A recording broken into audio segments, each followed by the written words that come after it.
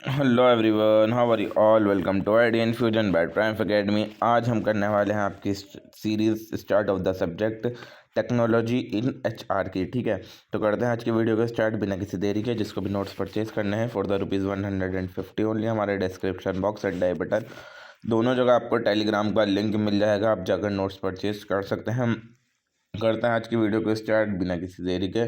Unit number 1, introduction of technology in HR. और इसके अलावा अगर आपको किसी भी सब्जेक्ट के नोट्स चाहिए, जीई, सेक, वैक, एईसी, तो मोस्ट प्रोबेबली हमारे पास सारे नोट्स अवेलेबल होते हैं। तो जिसको भी जो भी नोट्स चाहिए तो आप एक बार कंफर्म करके परचेस कर सकते हैं। तो एचआर टेक्नोलॉजी को समझते हैं। तो एचआर टेक्नोलॉजी के अंदर आपके सारे टूल, सॉफ्टवेयर, प्लेटफॉर्म्स और सिस्टम आएंगे जो कि ह्यूमन रिसोर्स डिपार्टमेंट यूज़ करता है अपने एचआर फंक्शंस को एफिशिएंटली करने के लिए। इसके अंदर अलग अलग टाइप की टेक्नोलॉजीज इंक्लूड होती हैं, जैसे HRIS, HRMS, ATS, payroll software, AI based recruitment tools, performance management platform और भी बहुत सारी चीज़ें यहाँ पर इंक्लूड होती हैं। अब टेक्नोलॉजी इन एचआर क्यों, मतलब क्या ज़रूरत है एचआर के अंदर टेक्नोलॉजी की। तो मॉडर्न ऑर्गेनाइजेशन के अंदर जो है ना, हज़ारों लोग काम करते हैं, हज़ारों लोग हायर किए जाते हैं, रोज़ ट्रेन किए जाते हैं, उनका इवैल्यूएशन करना होता है और उनको पे करना होता है। तो अगर हम ये सारा काम मैनुअली करने लग जाएं तो हमारा टाइम भी बहुत ज़्यादा जाएगा और गलतियां भी बहुत ज़्यादा होने लग जाएंगी। तो टेक्नोलॉजी हेल्प करती है ह्यूमन रिसोर्स डिपार्टमेंट को कि वो फास्ट तरीके से काम कर सके, स्मार्ट तरीके से काम कर सके और एक्यूरेटली काम कर सके। तो रीज़न यही है टेक्नोलॉजी को एचआर के अंदर यूज़ करने के लिए। सबसे पहले तो ऑटोमेशन हो जाता है एचआर टास्क का, यानी कि जितने भी रूटीन एक्टिविटीज़ होती हैं, अटेंडेंस, पेरोल, लीव अप्रूवल और एम्प्लॉय डाटा मैनेजमेंट, ये सारी ऑटोमेटिक हो जाती हैं और डेली होने लगती हैं। एक अच्छी डिसीजन मेकिंग हो जाती है, यानी एचआर एनालिटिक्स जो होता है वो डेटा आपको प्रोवाइड करता है। जो आपने हायरिंग, ट्रेनिंग और प्रमोशन से रिलेटेड जितना भी डेटा होता है आपको मिल जाता है इसके थ्रू, और उसके बाद आप डिसीजन ले सकते हो। आपकी कम्युनिकेशन इंप्रूव कर देती है, यानी कि ईमेल, एचआर पोर्टल, चैटबॉट्स और इंटरनल मैसेजिंग सिस्टम इतना स्ट्रांग बन चुका है इसके टाइम में कि कम्युनिकेशन बहुत ज़्यादा फास्ट हो चुकी है। कॉस्ट सेविंग होता है, यानी सारी चीज़ें ऑटोमेटिक हो गई, जिसकी वजह से पेपर वर्क कम हो गया, फिजिकल स्टोरेज कम हो गई और जो बार बार एडमिनिस्ट्रेटिव टास्क हुआ करते थे वो सारे कम हो गया। एम्प्लॉय सेल्फ सर्विसेज भी होती है, यानी कि एम्प्लॉय जो है अपनी सैलरी स्लिप भी चेक कर सकता है, रिक्वेस्ट लीव भी चेक कर सकता है, अपडेट भी कर सकते हैं अपनी पर्सनल इन्फॉर्मेशन को बिना एचआर को कांटेक्ट करे। और आज के टाइम में रिमोट एंड हाइब्रिड वर्क भी है, तो उसको सपोर्ट करने के लिए भी टेक्नोलॉजी बहुत काम आती है कि ऑनलाइन रिक्रूटमेंट हो रही है, डिजिटल ऑनबोर्डिंग हो रही है, अटेंडेंस भी ऑनलाइन हो जाती है और वीडियो इंटरव्यू भी आजकल चल रहा है बहुत ज़्यादा, जिससे रिमोट वर्क कल्चर को बहुत ज़्यादा बढ़ावा मिला है। अब रोल क्या है टेक्नोलॉजी का अलग अलग एचआर के फंक्शन के अंदर। तो रिक्रूटमेंट एंड सिलेक्शन सबसे पहला फंक्शन होता है। तो जितने भी ऑनलाइन जॉब पोर्टल्स हैं, जैसे नौकरी, लिंक्डइन और एप्लीकेशन ट्रैकिंग सिस्टम है, एआई बेस्ड रिज्यूमे स्क्रीनिंग होती है, वीडियो रिलेटेड वीडियो से इंटरव्यू हो रहा है, ऑनलाइन टेस्ट हो रहा है। तो ये सारी चीज़ें ने क्या कर दिया, टेक्नोलॉजी के थ्रू इन चीज़ों को आसान कर दिया। ठीक है ना, आप जल्दी जल्दी लोगों को हायर कर सकते हो और बायसनेस यहाँ पर कम होगी कि अपने लोगों को ज़्यादातर लिया जा रहा है। दूसरी होगी ट्रेनिंग एंड डेवलपमेंट। बहुत सारी ई लर्निंग प्लेटफॉर्म आ गई हैं आज के टाइम में, ई कॉर्सेरा, यूडेमी वगैरह, और लर्निंग मैनेजमेंट सिस्टम बन गया है। वर्चुअल रियलिटी में आपको ट्रेनिंग मिल रही है, स्किल असेसमेंट टूल्स मिल रहे हैं आपको। तो ये आपको अलाउ करती है कि आप रेगुलरली जो है चीज़ों को सीखते रहो और अपनी स्किल्स को अपग्रेड करते रहो। परफॉर्मेंस मैनेजमेंट के अंदर भी बहुत सारे सिस्टम है टेक्नोलॉजी के थ्रू, जैसे कि online appraisal system, 360 degree feedback tool. अब आप गूगल उसके थ्रू, गूगल फॉर्म के थ्रू आप फीडबैक ले सकते हो, एक एक से पूछने की ज़रूरत नहीं। केपीआई डैशबोर्ड्स वगैरह होते हैं। तो इससे जो है हम एम्प्लॉय की परफॉर्मेंस को रेगुलरली मॉनिटर कर सकते हैं रियल टाइम के अंदर। पेरोल एंड कंपनसेशन में भी अब आज के टाइम में पेरोल मैनेजमेंट सॉफ्टवेयर बहुत सारा आ गया है। ऑटोमेटिक आप सैलरी कैलकुलेट कर सकते हो, ऑटोमेटिकली आप टैक्स डिडक्ट कर सकते हो, और इससे जो है एडमिनिस्ट्रेशन टूल के अंदर बहुत ज़्यादा फ़ायदा हुआ है। ठीक है, तो जितने भी पेरोल एरर्स हुआ करते थे पुराने टाइम में वो अब कम हो गए हैं और सब लोगों को सैलरी मोस्टली टाइम पर मिल जाती है। अटेंडेंस और टाइम मैनेजमेंट में भी टेक्नोलॉजी का बहुत बड़ा रोल है कि बायोमेट्रिक सिस्टम आ गया है कि आप एंटर करोगे तो पहला फिंगरप्रिंट लगाना पड़ेगा या फिर आईरिस आपकी स्कैन होगी। ठीक है, तो या फिर फेस रिकॉग्निशन अटेंडेंस लगती है कि फेस रिकॉग्नाइज कर लेगा, उसके बाद अटेंडेंस आपकी लग जाएगी। जीपीएस बेस्ड अटेंडेंस होती है फील्ड वर्कर के लिए, जो अलग अलग जगह जाकर काम करते हैं, तो उनको जीपीएस ऑन रखना पड़ता है। इससे एक्यूरेसी इंप्रूव होती है और फ्रॉड होने से बचाए जाते हैं। एम्प्लॉय की इंगेजमेंट होती है, यानी एम्प्लॉय के फीडबैक ऐप्स हो गए बहुत सारे, चैटबॉट्स हो गए एचआर की क्वारीज के लिए, इंटरनल सोशल नेटवर्क्स हो गए। तो ये जो है एम्प्लॉयज़ को मोटिवेट रखते हैं और इन्फॉर्म रखते हैं। अब अलग अलग टाइप के आपके HR टेक्नोलॉजी सिस्टम होते हैं। सबसे पहला आता है HRIS, human resource information system. ये एक डेटाबेस सिस्टम है जहाँ पर जो है एम्प्लॉय की सारी इन्फॉर्मेशन स्टोर होती है, जैसे कि उसकी पर्सनल डिटेल, उसकी सैलरी कितनी है, अटेंडेंस कितनी है, उसकी परफॉर्मेंस कितनी है, तो उसको ह्यूमन रिसोर्स इन्फॉर्मेशन सिस्टम बोला जाता है। दूसरा आता है HRMS, human resource management system. ये उससे एक बड़ा सिस्टम है जहाँ पर HRS भी कंबाइन होता है, साथ साथ उसके उसके पेरोल भी आ जाएगा, उसका रिक्रूटमेंट भी आ जाएगा, उसकी ट्रेनिंग भी आ जाएगी। तो ये सारी चीज़ अगर हम HRIS के अंदर जोड़ दें तो HRMS बढ़ता है। तो नेक्स्ट आता है हमारा HCM, ह्यूमन कैपिटल मैनेजमेंट। ये एक एडवांस टूल होता है जिसके अंदर वर्कफोर्स एनालिटिक्स और स्ट्रेटेजिक HR प्लानिंग आती है। ATS होता है एप्लीकेंट ट्रैकिंग सिस्टम। ये आपके पूरा जो रिक्रूटमेंट प्रोसेस है उसको मैनेज करने के लिए आपका ATS काम आता है। नेक्स्ट होता है हमारा लर्निंग मैनेजमेंट सिस्टम। ये ट्रेनिंग के लिए, लर्निंग के लिए और एम्प्लॉयज़ को ट्रैक करने के लिए कि कितनी लर्निंग प्रोग्रेस उनकी हुई, लर्निंग मैनेजमेंट सिस्टम काम आता है। फ़ायदे यही है टेक्नोलॉजी के HR के, कि ऑर्गेनाइजेशन के लिए यह है कि ऑर्गेनाइजेशन की एफिशिएंसी बढ़ती है, उनका डेटा अच्छे से सिक्योर हो जाता है और HR ऑपरेशन जल्दी जल्दी होने लग जाते हैं। एम्प्लॉय के लिए यह है कि सब लोगों के लिए ट्रांसपेरेंसी है वो, और वो सारे HR इन्फॉर्मेशन का क्विकली एक्सेस उसको मिल जाता है और उसके लिए एंगेजमेंट अपॉर्चुनिटी बढ़ जाती हैं। प्रोफेशनल्स के लिए ये है, HR प्रोफेशनल्स के लिए कि जो जो काम उन्हें बार बार रिपीटेटिव करना पड़ता था वो उन्हें नहीं करना। अब वह स्ट्रेटेजिक HR के ऊपर ज़्यादा फोकस कर सकते हैं और प्रोफेशनल ग्रोथ को अपनी बेटर कर सकते हैं। अब टर्मिनोलॉजी क्या आती है EHRM के अंदर, इंफॉर्मेशन एंड कम्युनिकेशन के अंदर। तो EHRM की फुल फॉर्म है आपकी इलेक्ट्रॉनिक ह्यूमन रिसोर्स मैनेजमेंट। यानी जब आप इंटरनेट, इंट्रानेट और सॉफ्टवेयर और डिजिटल टूल्स का इस्तेमाल करते हो सारे HR फंक्शन करने के लिए, उसको इलेक्ट्रॉनिक ह्यूमन रिसोर्स मैनेजमेंट बोला जाता है। यानी कि HR एक्टिविटीज़ जब आप कंप्यूटर के, मोबाइल ऐप्स के या फिर डिजिटल प्लेटफॉर्म के through, instead of paper based process, ठीक है, पेपर के अलावा आप कंप्यूटर, मोबाइल ऐप या डिजिटल प्लेटफॉर्म से अगर आप HR एक्टिविटीज़ करते हो तो उसको EHRM बोला जाता है। तो कंपोनेंट यही होते हैं EHRM टर्मिनोलॉजी के। सबसे पहले इन्फॉर्मेशन होता है EHRM के अंदर। इन्फॉर्मेशन का मतलब होता है जितना भी डेटा रिलेटेड होता है एम्प्लॉइज से और उसकी HR एक्टिविटीज़ से, जो कि स्टोर किया जाता है, प्रोसेस किया जाता है और इस्तेमाल किया जाता है डिसीजन मेकिंग प्रोसेस के अंदर। अब अलग अलग टाइप के HR इन्फॉर्मेशन होती है। पहली हो गई कि एम्प्लॉय की पर्सनल इन्फॉर्मेशन क्या है, उसका नाम क्या है, उसकी एज क्या है, उसका एड्रेस क्या है, एजुकेशन कितनी है उसकी। दूसरी आती है उससे वर्क रिलेटेड इन्फॉर्मेशन की, उसका जॉब रोल क्या है, कौन से डिपार्टमेंट में है, क्या क्या स्किल्स उसे आती हैं, कितना उसको एक्सपीरियंस है। नेक्स्ट हो गई हमारी कंपनसेशन इन्फॉर्मेशन की, उसका सैलरी स्ट्रक्चर क्या है एम्प्लॉय का, अलाउंसेस कितने देने हैं, डिडक्शन उसको कितनी प्रोवाइड करनी है। चौथा होगा अटेंडेंस इन्फॉर्मेशन, कि कितने घंटे वो डेली काम कर रहा है, कितना उसने ओवर टाइम करा और अभी लीव बैलेंस उसका कितना बाकी है। पाँचवा आ गया परफॉर्मेंस इन्फॉर्मेशन की, रेटिंग उसको कितनी मिली, फीडबैक कितने मिले, अप्रेजल कितना मिला। तो रोल यही होता है इन्फॉर्मेशन के HRM के अंदर कि ये HR को हेल्प करता है कि वो एक्यूरेट डिसीजन ले सके और मैनुअल रिकॉर्ड के ऊपर ज़्यादा रिलायंस ना हो, वो कम हो जाए। ट्रांसपेरेंसी और अकाउंटेबिलिटी बढ़ाने के काम आता है और ये चीज़ आइडेंटिफाई करने के काम आता है कि एम्प्लॉयज़ के बीच में स्किल गैप्स क्या क्या हैं, किस एम्प्लॉय को कितनी ट्रेनिंग की ज़रूरत है और क्या करियर पाथ किस एम्प्लॉय का होना चाहिए। अब इन्फॉर्मेशन स्टोर कहाँ कहाँ की जाती है, डेटाबेसेस के अंदर, क्लाउड बेस्ड HR सॉफ्टवेयर होते हैं वहाँ, HR डैशबोर्ड के अंदर और एम्प्लॉय सेल्फ सर्विस पोर्टल्स के ऊपर यहाँ पर इन्फॉर्मेशन जो है स्टोर की जाती है। अब नेक्स्ट आता है हमारा कम्युनिकेशन HRM के अंदर। कम्युनिकेशन का मतलब होता है कि किस तरीके से एम्प्लॉयज़ और HR डिपार्टमेंट आपस में इंफॉर्मेशन डिजिटल टेक्नोलॉजीज़ के थ्रू शेयर करते हैं एक दूसरे से। अब अलग अलग टाइप के आपके डिजिटल कम्युनिकेशन टूल्स होते हैं। ईमेल के थ्रू कर सकते हो आप, ये ऑफिशियल कम्युनिकेशन का चैनल होता है। इंटरनल मैसेजिंग प्लेटफॉर्म होते हैं जैसे कि स्लैक हो गया या फिर माइक्रोसॉफ्ट टीम हो गया, तो ये इंटरनल मैसेजिंग प्लेटफॉर्म है। HR के चैटबॉट्स होते हैं जहाँ पर आपको क्विकली HR की हेल्प मिल जाएगी। HR का पोर्टल होता है जहाँ पर आपको डेटा और पॉलिसीज़ के बारे में इंफॉर्मेशन मिल जाती है। वीडियो कॉन्फ्रेंसिंग टूल्स होते हैं जैसे जूम, गूगल मीट वगैरह। इंटरनेट पोर्टल होते हैं जैसे ऑर्गेनाइजेशन वाइड अनाउंसमेंट्स वगैरह जो होती हैं। तो ये अलग अलग टाइप के आपके डिजिटल कम्युनिकेशन के टूल होते हैं। तो इंपॉर्टेंस यही होती है कम्युनिकेशन की HRM के अंदर, ये कोऑर्डिनेशंस को बढ़ावा देता है और अगर क्वेरी होती है कोई एम्प्लॉय की तो उसको बहुत जल्दी रिजॉल्व कर देता है। कम्युनिकेशन गैप अगर होता है तो उसको कम कर देता है और एम्प्लॉय के एक्सपीरियंस को बढ़ावा देता है और ये रिमोट वर्क सिस्टम को भी सपोर्ट करता है। अब कम्युनिकेशन किस तरीके से होती है EHRM के अंदर, तो एम्प्लॉय जो है सबसे पहले अपने HR पोर्टल पर लॉगिन करता है। ठीक है, कि वो मान लीजिए फॉर एग्जांपल उसको लीव चाहिए, छुट्टी चाहिए, तो सबसे पहले वो अपने HR पोर्टल के ऊपर जाएगा, ठीक है, और अप्लाई करेगा लीव के लिए। तो HR जो है उसको एक नोटिफिकेशन सेंड करेगा ट्रेनिंग प्रोग्राम के लिए। और मतलब ये एग्जाम्पल है कि सारे की किस तरीके से जो है कम्युनिकेशन होती है। फॉर एग्जांपल एक एम्प्लॉय है उसने एचआर पोर्टल पर लॉगिन करा कि उसको छुट्टी चाहिए, तो ये भी एक कम्युनिकेशन का पार्ट है। एचआर ने नोटिफिकेशन भेजी आपको कि अब कल से आपकी ट्रेनिंग स्टार्ट है, तो वो भी एक कम्युनिकेशन कहलाई जाएगी। चैटबॉट ने अपने अपने एचआर से क्वेश्चन डाला कि मेरा लीव बैलेंस कितना है, तो चैटबॉट ने आपका आंसर कर दिया। एम्प्लॉय ने आपको वर्चुअली इंटरेक्ट करा ईमेल के थ्रू, मैसेज के थ्रू या वीडियो कॉल के थ्रू, तो ये चीज़ें भी कम्युनिकेशन का पार्ट होंगी। नेक्स्ट आता है हमारा human resource information system HRIS।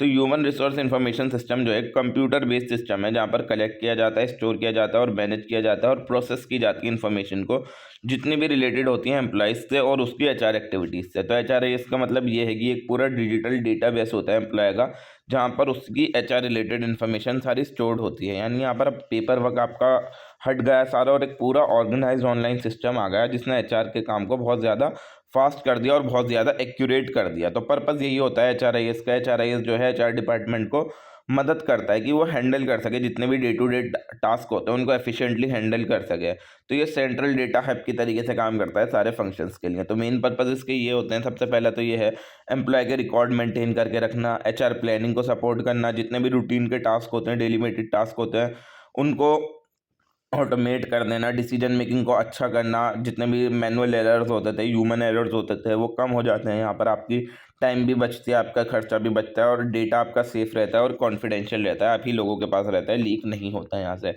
Features यही हो गए HRS के। तो HRS जो है बहुत सारे फीचर्स इसके अंदर आते हैं। सबसे पहला काम होता है इसका डेटाबेस मैनेजमेंट का, कि जितनी भी पर्सनल, प्रोफेशनल और फाइनेंशियल इन्फॉर्मेशन होती है एम्प्लॉयज़ की, वो यहाँ स्टोर होती हैं और ईजिली डेटा रिट्राइव हो जाता है यहाँ से। यानी कि HR मैनेजर जो है कोई से भी डेटा को सर्च कर सकता है और एक्सेस कर सकता है किसी भी एम्प्लॉय की इन्फॉर्मेशन को। और ऑटोमेटेड कैलकुलेशन यहाँ पर हो जाती है कि पेरोल कितनी है किसी एम्प्लॉय की, टैक्स कितना डिडक्ट करना है, उसकी अटेंडेंस कितनी है, ओवर टाइम कितना कितना करा है, लीव बैलेंस कितना है, तो ये सारी चीज़ें ऑटोमेटिकली कैलकुलेट हो जाती हैं। सेल्फ सर्विस ऑप्शन होते हैं, यानी कि एम्प्लॉय जो है खुद अपनी डिटेल्स को अपडेट कर सकता है, अपनी सैलरी स्लिप को डाउनलोड कर सकता है और छुट्टी के लिए अप्लाई कर सकता है।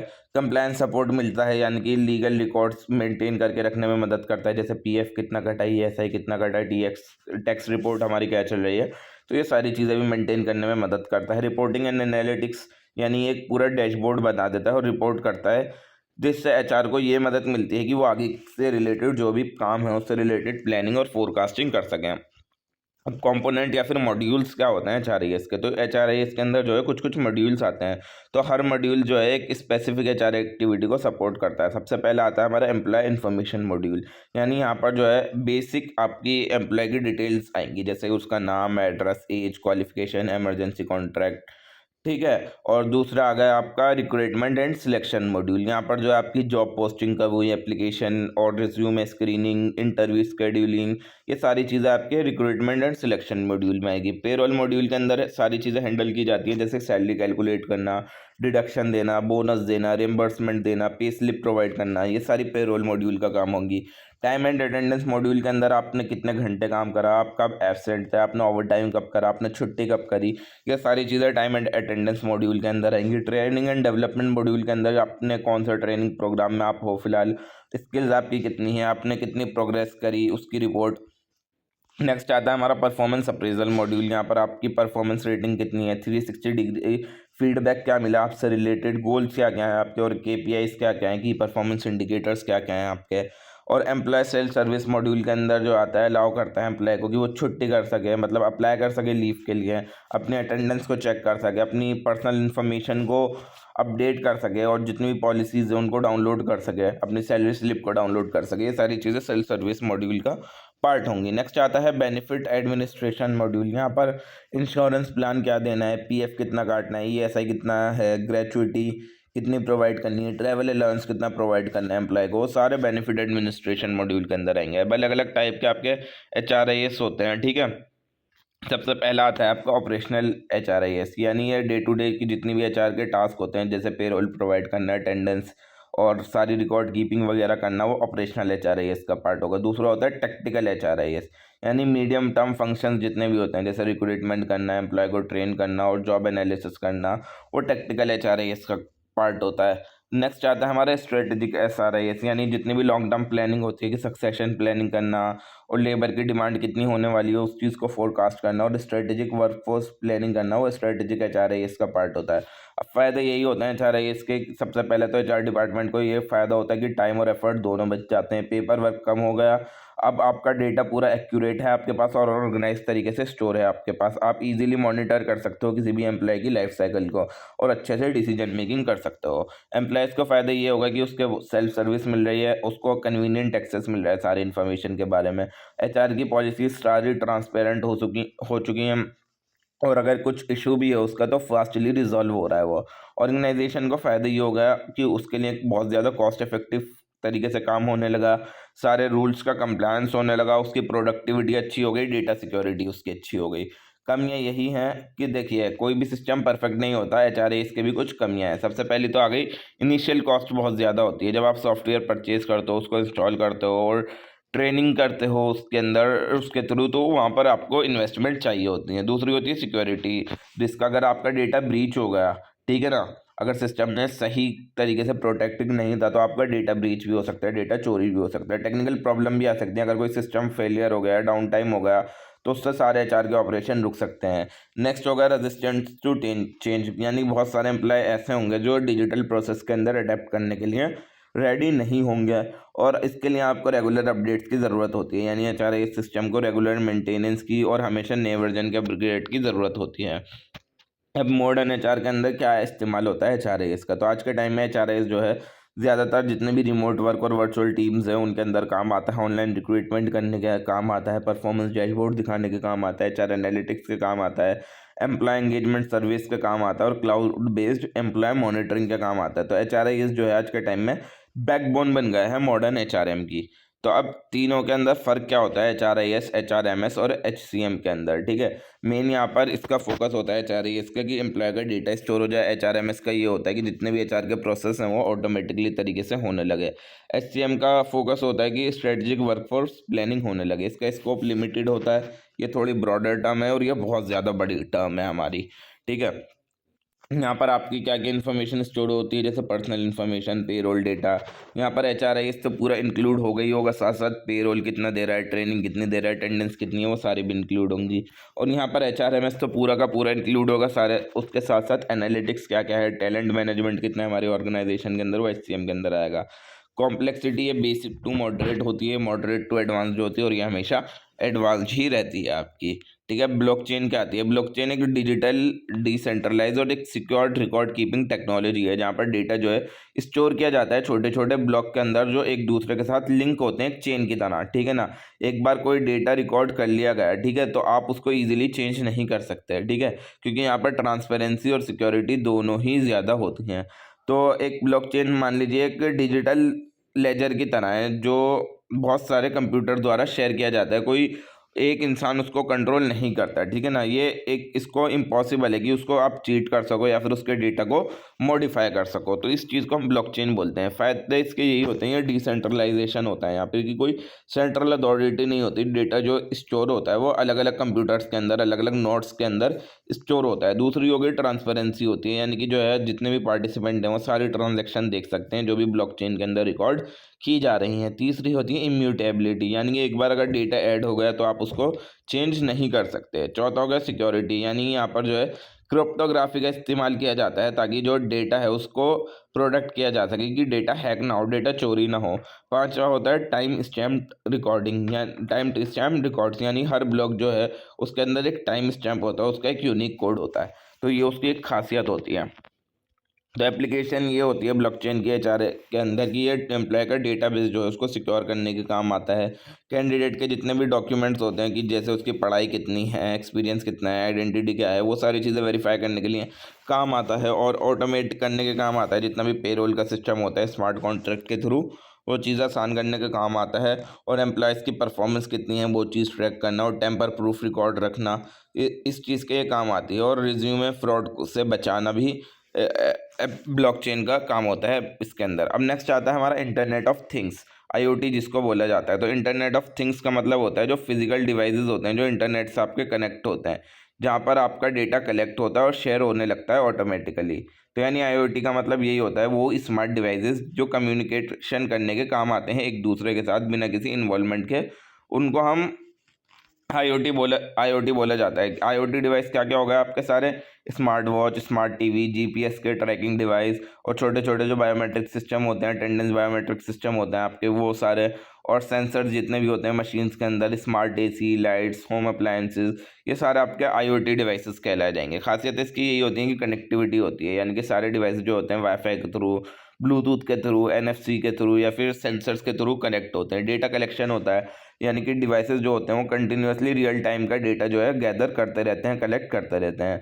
ऑटोमेशन होती है, यानी एक्टिविटीज़ जो हैं सारी ऑटोमेटिकली होने लगती हैं, जैसे कि स्मार्ट लाइट, आप कमरे में घुसे खुद जल गई, तो ये सारी चीज़ें ऑटोमेशन होती है। रिमोट मॉनिटरिंग होती है, यानी कि आप कहीं से भी कोई किसी भी डिवाइस को कंट्रोल कर सकते हो। जो इंटीग्रेशन होता है क्लाउड के साथ, यानी जो डेटा स्टोर होता है वो और जो एनालाइज किया जाता है वो क्लाउड सर्वर्स के ऊपर किया जाता है। एप्लीकेशन यही होती है आईओटी के एचआर के अंदर की, बायोमेट्रिक अटेंडेंस के अंदर आईओटी डिवाइसेस का यूज़ किया जाता है। वर्क प्लेस सेफ्टी के लिए मॉनिटर करने के लिए सेंसर्स वगैरह का इस्तेमाल किया जाता है। स्मार्ट ऑफिस मैनेजमेंट के लिए कि टेम्परेचर सही रहे, लाइटिंग प्रॉपर हो, एनर्जी का यूज़ सही से हो, उसके लिए इस्तेमाल किया जाता है। एम्प्लॉय की मूवमेंट फैक्ट्री में चेक करने के लिए आईओटी डिवाइसेस का इस्तेमाल किया जाता है। रिमोट वर्कर्स जितने भी हैं जो घरों से काम कर रहे हैं उनको जो है उनके लिए भी आईओटी डिवाइसेस का इस्तेमाल किया जाता है।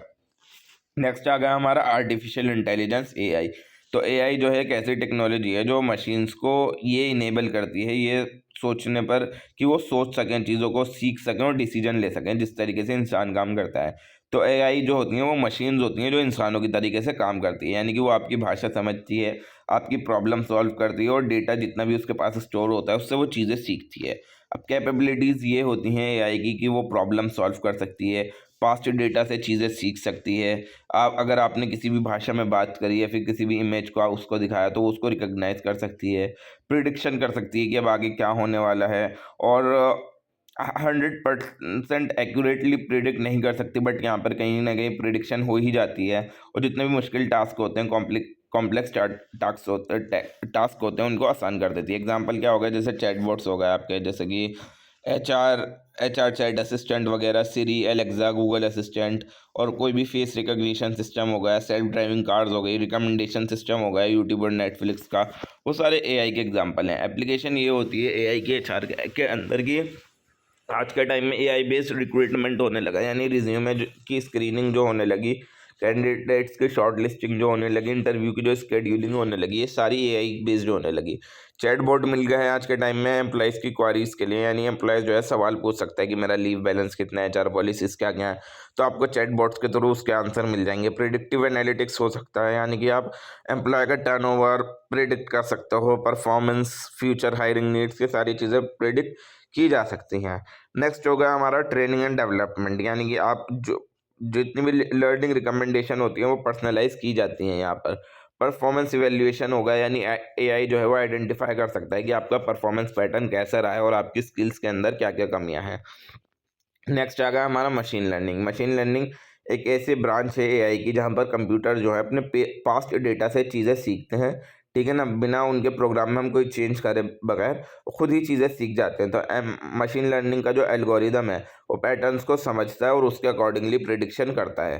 तो एमएल का मतलब यही होगा कि कंप्यूटर जो है एग्जाम्पल से या फिर सीखता है, ठीक है, और अपने आप को ऑटोमेटिकली इम्प्रूव करता है। तो एमएल किस तरीके से काम करता है, सबसे पहले तो इनपुट डेटा आता है जो कि आपके पास्ट रिकॉर्ड्स होते हैं, ठीक है, वो एल्गोरिदम में जाता है, यानी सिस्टम जो है उन पैटर्न्स को समझने लग जाता है। फिर ट्रेनिंग करता है वो, यानी खुद ही चीज़ें सीखता है, फिर उसके अकॉर्डिंगली प्रिडिक्शन देता है, यानी फ्यूचर रिजल्ट देता है कि आपने सवाल डाला क्या ये एम्प्लॉय हमारी ऑर्गेनाइजेशन छोड़ने वाला है, तो उसके अकॉर्डिंगली वो जवाब देगा कि हाँ या ना, छोड़ने वाला है या नहीं वाला। अब एग्जांपल ये होता है मिलके कि स्पैम डिटेक्शन कर सकते हो आप जीमेल के अंदर। प्रोडक्ट की रिकमेंडेशन जैसे होने लग जाती है अमेजोन वगैरह पर, जो चीज़ आप देख रहे हो वही चीज़ आपको बार बार दिखाने लगा, वो मशीन लर्निंग का पार्ट होती है। क्रेडिट स्कोर प्रिडिक्शन होने लगा, फ्रॉड डिटेक्ट कर सकते हो कि कौन सी कॉल फ्रॉड है या कौन से नहीं है, प्रिडिक्ट कर सकते हो कि एम्प्लॉय कब कब नहीं आया ऑर्गेनाइजेशन के अंदर। एप्लीकेशन यही होती है मशीन लर्निंग की एचआर के अंदर कि आप प्रिडिक्ट कर सकते हो कि एम्प्लॉय का टर्नओवर कितना रहने वाला है, यानी मशीन लर्निंग ये आइडेंटिफाई करती है कि कौन सा एम्प्लॉय जो है बहुत जल्दी हमारी ऑर्गेनाइजेशन छोड़कर जाने वाला है।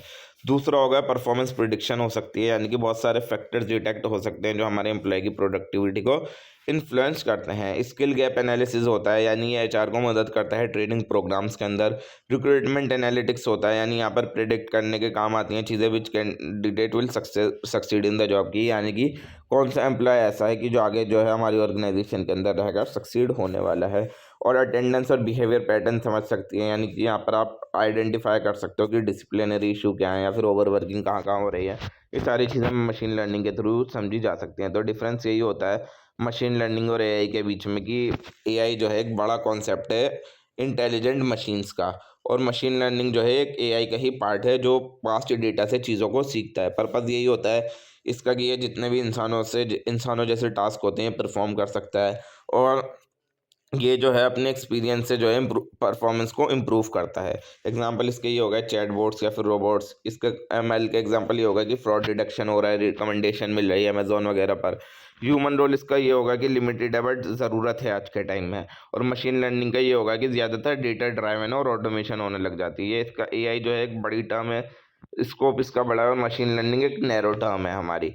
चैटबॉट्स आते हैं। चैटबॉट्स हमारे एक ऐसे सॉफ्टवेयर प्रोग्राम होते हैं जो इंटरेक्ट कर सकते हैं लोगों के साथ टेक्स्ट और वॉइस के थ्रू, ठीक है। जिस तरीके से कि इंसान बात करता है उसी तरीके से एआई जो है, ठीक है, या फिर वो नेचुरल लैंग्वेज प्रोसेसिंग का इस्तेमाल करके और मशीन लर्निंग का इस्तेमाल करके वो समझती है कि आप उससे क्या सवाल कर रहे हो और आपको फ़ौरन आंसर दे देती है। तो यानी एक चैटबॉट जो है आपका एक डिजिटल एचआर असिस्टेंट की तरीके से काम करता है जो एम्प्लॉयज़ की क्वारी को 24/7 कभी भी सॉल्व कर सकता है। चैटबॉट की ज़रूरत क्या क्यों होती है एचआर के अंदर? तो एम्प्लॉय जो है बीच बीच में उसको सवाल पूछने होते हैं कि मेरी छुट्टियां कितनी बची है, मेरी सैलरी कब आएगी, मैं कब अपनी पे स्लिप, कहाँ से मैं अपनी पे स्लिप डाउनलोड कर सकता हूँ। और तो एचआर टीम जो है इन सब चीज़ों में टाइम वेस्ट करने के बजाय ये जो बार बार सवाल पूछे जाते हैं, चैटबॉट जो है इन चीज़ों को जो है ऑटोमेटिकली हैंडल कर लेता है। तो फ़ायदे इसके यही होते हैं कि ये 24/7 अवेलेबल होता है, हमेशा एक्टिव होता है, वीकेंड्स हो हॉलीडेज हो हमेशा ये अवेलेबल रहता है। दूसरा होगा इंस्टेंट रिस्पॉन्स आपको मिलते हैं, यानी अभी सवाल डाला अभी आपको आंसर मिल जाएगा सेकंड्स के अंदर ही अंदर। ऑटोमेटेड रूटीन एचआर टास्क होते हैं, यानी कि लीव एप्लीकेशन चेक कर सकते हो आप, अटेंडेंस की इन्फॉर्मेशन, पॉलिसी अगर आपको एक्सप्लेनेशन चाहिए किसी भी पॉलिसी की तो वो इसके थ्रू समझ सकते हो। और ये डेटा के थ्रू चीज़ें सीखती है, यानी कि ये टाइम टू टाइम खुद ही स्मार्ट होती जाती है और एचआर के वर्कलोड को कम कर देती है। यानी एचआर जो है वो स्ट्रेटेजिक टास्क के ऊपर ज़्यादा फोकस कर सकता है अपनी इन रूटीन क्वारीज को हटाने के बाद। अब अलग अलग टाइप के आपके चैटबॉट्स होते हैं। सबसे पहला आता है आपका रूल बेस्ड चैटबॉट्स, यानी कि ये जो रिस्पॉन्ड करता है फिक्स कमांड या फिर कीवर्ड्स के द्वारा रिस्पॉन्ड करता है। जैसे कि अगर आप वन टाइप करते हो तो आपका लीव बैलेंस शो कर देगा। दूसरा हो गया आपका एआई बेस्ड चैटबॉट, यानी ये आपकी नेचुरल लैंग्वेज को समझता है और इंटेलिजेंट तरीके से जवाब देता है। दूसरा हो गया आपका वॉइस इनेबल चैटबॉट, यानी ये जो काम करता है वॉइस असिस्टेंट के थ्रू काम करता है, जैसे एलेक्सा हो गई, गूगल असिस्टेंट हो गया। तो ये वॉइस इनेबल चैटबॉट्स होते हैं। और हाइब्रिड चैटबॉट्स होते हैं जो कि rule based plus AI based दोनों होते हैं, ठीक है। कि वन टाइप कर रहा हो तो लीव बैलेंस आ रहा है, बट अगर साथ में आप लीव बैलेंस भी टाइप कर रहा हो तब भी लीव बैलेंस ही दिखा रहा है। तो ये हाइब्रिड टाइप के होते हैं। तो एप्लीकेशन ये होती है चैटबॉट की एचआर के अंदर। सबसे पहले रिक्रूटमेंट का काम आता है, जब कैंडिडेट्स की स्क्रीनिंग करनी हो, जॉब रिलेटेड क्वारीज को आंसर करना हो, इंटरव्यूज़ को शेड्यूल करना हो, या फिर एप्लीकेशन के से रिलेटेड अपडेट देना हो तो चैटबॉट का इस्तेमाल किया जाता है। एम्प्लॉय ऑनबोर्डिंग के काम आता है कि नए एम्प्लॉयज़ को गाइड करने में, डॉक्यूमेंट्स और पॉलिसीज़ प्रोवाइड करने में, और जितनी भी फॉर्मेलिटीज़ होती हैं अगर और कोई भी ऑर्गेनाइजेशन ज्वाइन कर रहा है नया एम्प्लॉय, तो जितनी भी फॉर्मेलिटीज़ होती हैं वो सारी फॉर्मेलिटीज़ कंप्लीट करने के लिए। एम्प्लॉय सेल्फ सर्विसेज के लिए कि लीव बैलेंस कितना है, अटेंडेंस की डिटेल क्या है, पे स्लिप डाउनलोड करने के लिए, पॉलिसी रिलेटेड क्वारीज के लिए, ट्रेनिंग एंड डेवलपमेंट के लिए कि क्या कौन कौन से रेलिवेंट कोर्सेज जो हमें एम्प्लॉय को कराने चाहिए, क्या ट्रेनिंग की डेडलाइन है, ये इस चीज़ को रिमाइंड कराना, और लर्निंग मटेरियल शेयर करने के काम आता है। परफॉर्मेंस मैनेजमेंट के कि गोल ट्रैक कर सकते हो, फीडबैक कलेक्ट कर सकते हो, और अप्रेजल की डेडलाइन का नोटिफिकेशन आप लोगों को मिल जाती है। एम्प्लॉय एंगेजमेंट के काम आता है कि सर्वे कराने के लिए, फीडबैक गैदर करने के लिए और अनाउंसमेंट करवाने के लिए ये चीज़ें काम आती हैं। फ़ायदे यही होते हैं कि एचआर के वर्कलोड को कम कर देता है, एचआर के प्रोसेस को फास्ट कर देता है, कंसिस्टेंट होता है और एक्यूरेट रिस्पॉन्स देता है, हमेशा एम्प्लॉय की सेटिस्फेक्शन को बढ़ा देता है, खर्चा इसके ऊपर ज़्यादा नहीं होता और कम्युनिकेशन को इम्प्रूव कर देता है। कमियाँ इसकी यही हैं कि ये जितने भी कॉम्प्लेक्स इश्यूज़ हैं उनको सॉल्व नहीं कर सकता, इमोशनली आपको नहीं समझ सकता, इसको रेगुलर अपडेट की ज़रूरत होती है, रेगुलर ट्रेनिंग की ज़रूरत होती है। अगर सिस्टम फेलियर हो गया या फिर टेक्निकल इशू आ गया तब ये वर्क नहीं करेगा। तो अब टेक्नोलॉजी और उसका रोल क्या होता है?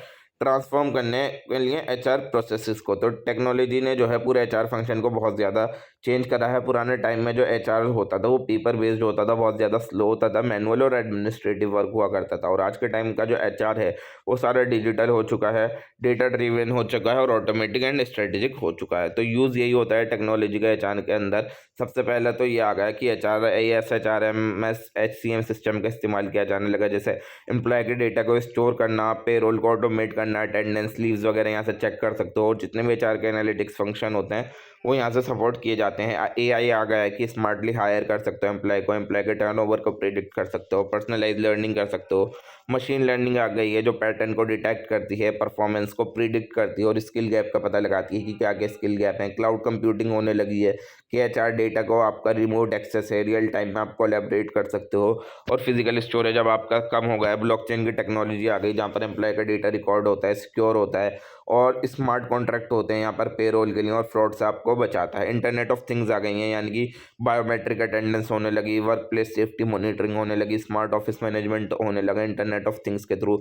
चैटबॉट हो गए जो 24/7 आप लोगों के लिए अवेलेबल रहते हैं, एम्प्लॉय की सेल्फ सर्विस के लिए काम आते हैं और ऑटोमेटेड ऑनबोर्डिंग के काम आते हैं। और आज के टाइम में बिग डेटा और एचआर एनालिटिक्स भी होता है, यानी कि जो एचआर की मदद करता है कि वो डेटा का इस्तेमाल करके डिसीजन ले सकें, एम्प्लॉय के बिहेवियर को प्रेडिक्ट कर सके, रिक्रूटमेंट और ट्रेनिंग को ऑप्टिमाइज कर सके। Virtual reality and augmented reality आपकी आ गई कि वर्चुअल ट्रेनिंग हो गई आपकी, और स्किल डेवलपमेंट के लिए सिमुलेशन और रिमोट ऑनबोर्डिंग, ये सारी वर्चुअल रियलिटी का पार्ट हो गया। अब किस तरीके से जो है टेक्नोलॉजी जो है ट्रांसफर कर रही है एचआर प्रैक्टिसेस को। तो पहले जो है थी मैनुअल तरीके से चीज़ें होती थी, अब आज के टाइम में ऑटोमेटेड तरीके से चीज़ें होने लगी हैं। यानी कि पहले जो है लीव अप्रूवल पर घंटों लग जाते थे, अटेंडेंस में करने में, पेरोल कैलकुलेशन करने में बहुत ज़्यादा टाइम लगता था।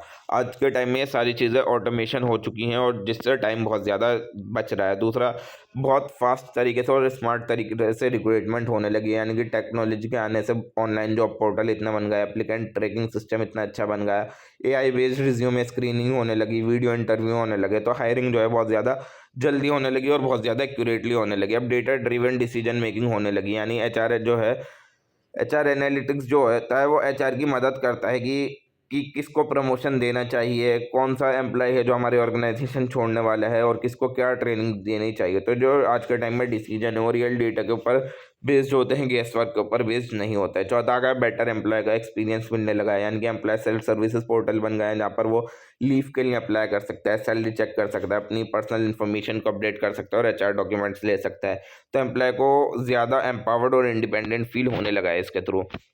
इम्प्रूव परफॉर्मेंस, यानी कि आज के टाइम में डिजिटल टूल्स का इस्तेमाल करके एचआर जो है वो KPIs को ट्रैक कर सकता है, कंटिन्यूअस फीडबैक दे सकता है, ऑनलाइन अप्रेजल कंडक्ट कर सकता है और एनालिटिक्स कर सकता है परफॉर्मेंस को मेजर करने के लिए। तो इससे जो है वैल्यूएशन जो हो गई है वो बहुत ज़्यादा फेयर और ट्रांसपेरेंट हो गई है और लर्निंग और डेवलपमेंट बहुत ज़्यादा बढ़ावा मिला है टेक्नोलॉजी से। ई-लर्निंग प्लेटफॉर्म इतनी सारी बन गई हैं, LMS आ गया, लर्निंग मैनेजमेंट सिस्टम आ गया, VR बेस्ड ट्रेनिंग मिलने लगी, वर्चुअल रियलिटी बेस्ड ट्रेनिंग मिलने लगी, पर्सनलाइज लर्निंग पाथ हो गए और एम्प्लॉय जो है कहीं से भी चीज़ों को सीख सकता है और कभी भी चीज़ें सीख सकता है। रिमोट वर्क और वर्चुअल एचआर आ गया कि कोविड-19 के बाद जो है टेक्नोलॉजी जो है वर्क फ्रॉम होम आ गया, डिजिटल ऑनबोर्डिंग आ गया, वर्चुअल मीटिंग होने लगी, गूगल मीट्स वगैरह ये सारी चीज़ें, और क्लाउड बेस्ड वर्क टूल्स आ गए। तो एचआर जो है आज के टाइम में हाइब्रिड टीम्स को भी अच्छे तरीके से एफिशिएंटली मैनेज कर रहे हैं, यानी कि जो लोग घर से भी काम कर रहे हैं और कभी कभी ऑफिस भी आते हैं, तो वो सारी चीज़ें अच्छे तरीके से मैनेज हो रही हैं। एक्यूरेट और ट्रांसपेरेंट पेरोल मैनेजमेंट होने लगा, यानी पेरोल सॉफ्टवेयर ये इंश्योर करने लगे कि टाइमली सब लोगों को सैलरी मिले, सबका टैक्स प्रॉपरली डिडक्ट हो और जितने भी कंप्लायंस के अपडेट हैं वो ऑटोमेटिक हो जाए। इससे जो है एरर कम हो गया और भरोसा बढ़ गया और अच्छा कंप्लायंस एंड लीगल मैनेजमेंट होने लगा। टेक्नोलॉजी ने इस चीज़ में हेल्प करी कि PF ESI record, statutory report, tax filing, digital HR policies, ये सारी चीज़ें जो है इन सारी चीज़ों का कंप्लायंस और लीगल मैनेजमेंट अच्छी तरीके से होने लगा कि हमारी पूरी ऑर्गेनाइजेशन जो है सारे लॉस को फॉलो करने लगी। तो ओवरऑल इम्पैक्ट यही हुआ है टेक्नोलॉजी का HR के ऊपर कि HR का वर्कलोड कम हो गया, एक्यूरेसी अच्छी हो गई, टाइम और कॉस्ट आपकी दोनों ही बच गए, प्रोडक्टिविटी बढ़ गई और आपको स्ट्रेटेजिक वैल्यू मिल गई HR को। और इससे जो है आपकी एक डिजिटल वर्क प्लेस जो है आपके टाइम आज के टाइम में बन चुकी है। और चैलेंजेस यही है कि यहाँ पर आपको इन्वेस्टमेंट बहुत ज़्यादा लगती है और बहुत सारे एम्प्लॉयज़ हैं जो चेंज नहीं करना चाहते, डेटा प्राइवेसी के कभी कभी इश्यूज आ जाते हैं और आपको ये सारी चीज़ें मैनेज करने के लिए स्किल्ड एचआर प्रोफेशनल की ज़रूरत है। So that is all for today guys. Video पसंद आई हो तो वीडियो को लाइक करें, चैनल को सब्सक्राइब करें और बने रहें आइडिया इन्फ्यूजन के साथ। हम मिलते हैं नेक्स्ट वीडियो में यूनिट नंबर 2 के साथ बस कुछ ही देर में। तब तक बने रहें और जिसको भी नोट्स परचेज करने हैं फॉर द ₹150 ओनली, हमारे description box and I button दोनों जगह आपको टेलीग्राम का लिंक मिल जाएगा, अब जाकर नोट्स परचेज कर सकते हैं। Thank you so much for watching. मिलते हैं यूनिट नंबर 2 के साथ बस कुछ ही देर में। Hello everyone, how are you all, welcome to idea infusion by triumph academy. आज हम कर रहे हैं आपका unit number 2 of the subject technology in HR का, ठीक है। तो ह्यूमन रिसोर्स इन्फॉर्मेशन सिस्टम है आपका यूनिट नंबर 2। तो करते हैं आज की वीडियो को स्टार्ट बिना किसी देरी के। जिसको भी नोट्स परचेज करने हैं फॉर द ₹150 ओनली, हमारे description box and I button दोनों जगह आपको टेलीग्राम का लिंक मिल जाएगा, आप जाकर नोट्स परचेज कर सकते हैं। तो ह्यूमन रिसोर्स इन्फॉर्मेशन सिस्टम जो होते हैं कंप्यूटर बेस्ड सिस्टम है जहाँ पर आप कलेक्ट करते हो, स्टोर करते हो, मैनेज करते हो, प्रोसेस करते हो और इन्फॉर्मेशन को रिट्राइव करते हो जितने भी एम्प्लॉयज़ और उनकी एचआर से रिलेटेड एक्टिविटीज़ होती हैं उनको, ठीक है। यहाँ पर हम ह्यूमन रिसोर्स मैनेजमेंट को इन्फॉर्मेशन टेक्नोलॉजी के साथ मिला देते हैं ताकि जितने भी ह्यूमन रिसोर्स फंक्शन है हमारे वो बहुत जल्दी हो जाएं, एक्यूरेट तरीके से हो जाएं और डेटा ड्रिवन तरीके से हो जाएं, सारे डेटा के बेस्ड पर हों। तो HRIS जो होता है एक सीधा सीधा डिजिटल सिस्टम है जो HR डिपार्टमेंट की मदद करता है कि वो एम्प्लॉय की इन्फॉर्मेशन से एम्प्लॉय की इन्फॉर्मेशन को मैनेज कर सके और HR टास्क को एफिशिएंटली कर सके, ठीक है। तो ह्यूमन रिसोर्स इंफॉर्मेशन सिस्टम कि आप ये डेफिनेशन लिख सकते हैं एग्जाम के अंदर, is a systematic procedure for collecting, storing, maintaining, retrieving and validating data needed by an organization for human resource decision making. अब कॉन्सेप्ट आता है आपका HRIS का। तो HRIS जो है हमारा टेक्नोलॉजी के अराउंड जो है घूमता रहता है, ठीक है ना, ताकि टेक्नोलॉजी किस तरीके से HR फंक्शंस में मदद करती है कि रिक्रूटमेंट में कैसे मदद करती है, पेरोल में, ट्रेनिंग में, परफॉर्मेंस इवैल्यूएशन में, एम्प्लॉय के रिकॉर्ड मेंटेन करने में, अटेंडेंस और लीव मैनेजमेंट में, ठीक है। तो HRIS जो होता है हमारा एक तरीके का सेंट्रलाइज डेटाबेस है जो हमारे पेपर वर्क को कम कर देता है और एडमिनिस्ट्रेटिव बर्डन को भी कम कर देता है और हमारी एक्यूरेसी भी बढ़ा देता है, हमारी स्पीड भी बढ़ा देता है। तो एलिमेंट्स यही है हमारे कॉन्सेप्ट ऑफ HRS की कि यहाँ पर जो है हम इंटीग्रेट कर देते हैं HR को, टेक्नोलॉजी को, ऑटोमेशन कर देते हैं हम HR प्रोसेस के अंदर, और सेंट्रल एम्प्लॉय डेटा रिपोजिटरी होती है, यहाँ पर रियल टाइम एक्सेस मिलता रहता है आपको HR से रिलेटेड जितनी भी इंफॉर्मेशन होती है वो, और ये यहाँ से हम डेटा ड्रिवन डिसीजन ले सकते हैं क्योंकि यहाँ से जो भी डिसीजन मेकिंग की जाती है उसके पीछे डेटा सारा आपका कलेक्ट होता है। तो HRIS के अंदर हम HR की नॉलेज और IT टूल्स दोनों को कंबाइन कर देते हैं ताकि HR के ऑपरेशन स्मार्टर और एफिशिएंट तरीके से हो जाए। अब ज़रूरत क्या है HRIS की? तो मॉडर्न ऑर्गेनाइजेशन के अंदर ना बहुत सारे चैलेंजेस आते हैं कि वर्कफोर्स साइज बहुत बड़ा है, कंपटीशन बहुत ज़्यादा है, डेटा बहुत कॉम्प्लेक्स है और लीगल कंप्लायंस बहुत ज़्यादा है। तो इन रीजंस की वजह से जो HR डिपार्टमेंट जो है उनको एक भरोसेमंद सिस्टम की ज़रूरत थी जहाँ पर वो अपने डेटा को स्टोर और मैनेज कर सकें, अपनी इन्फॉर्मेशन को स्टोर और मैनेज कर सकें।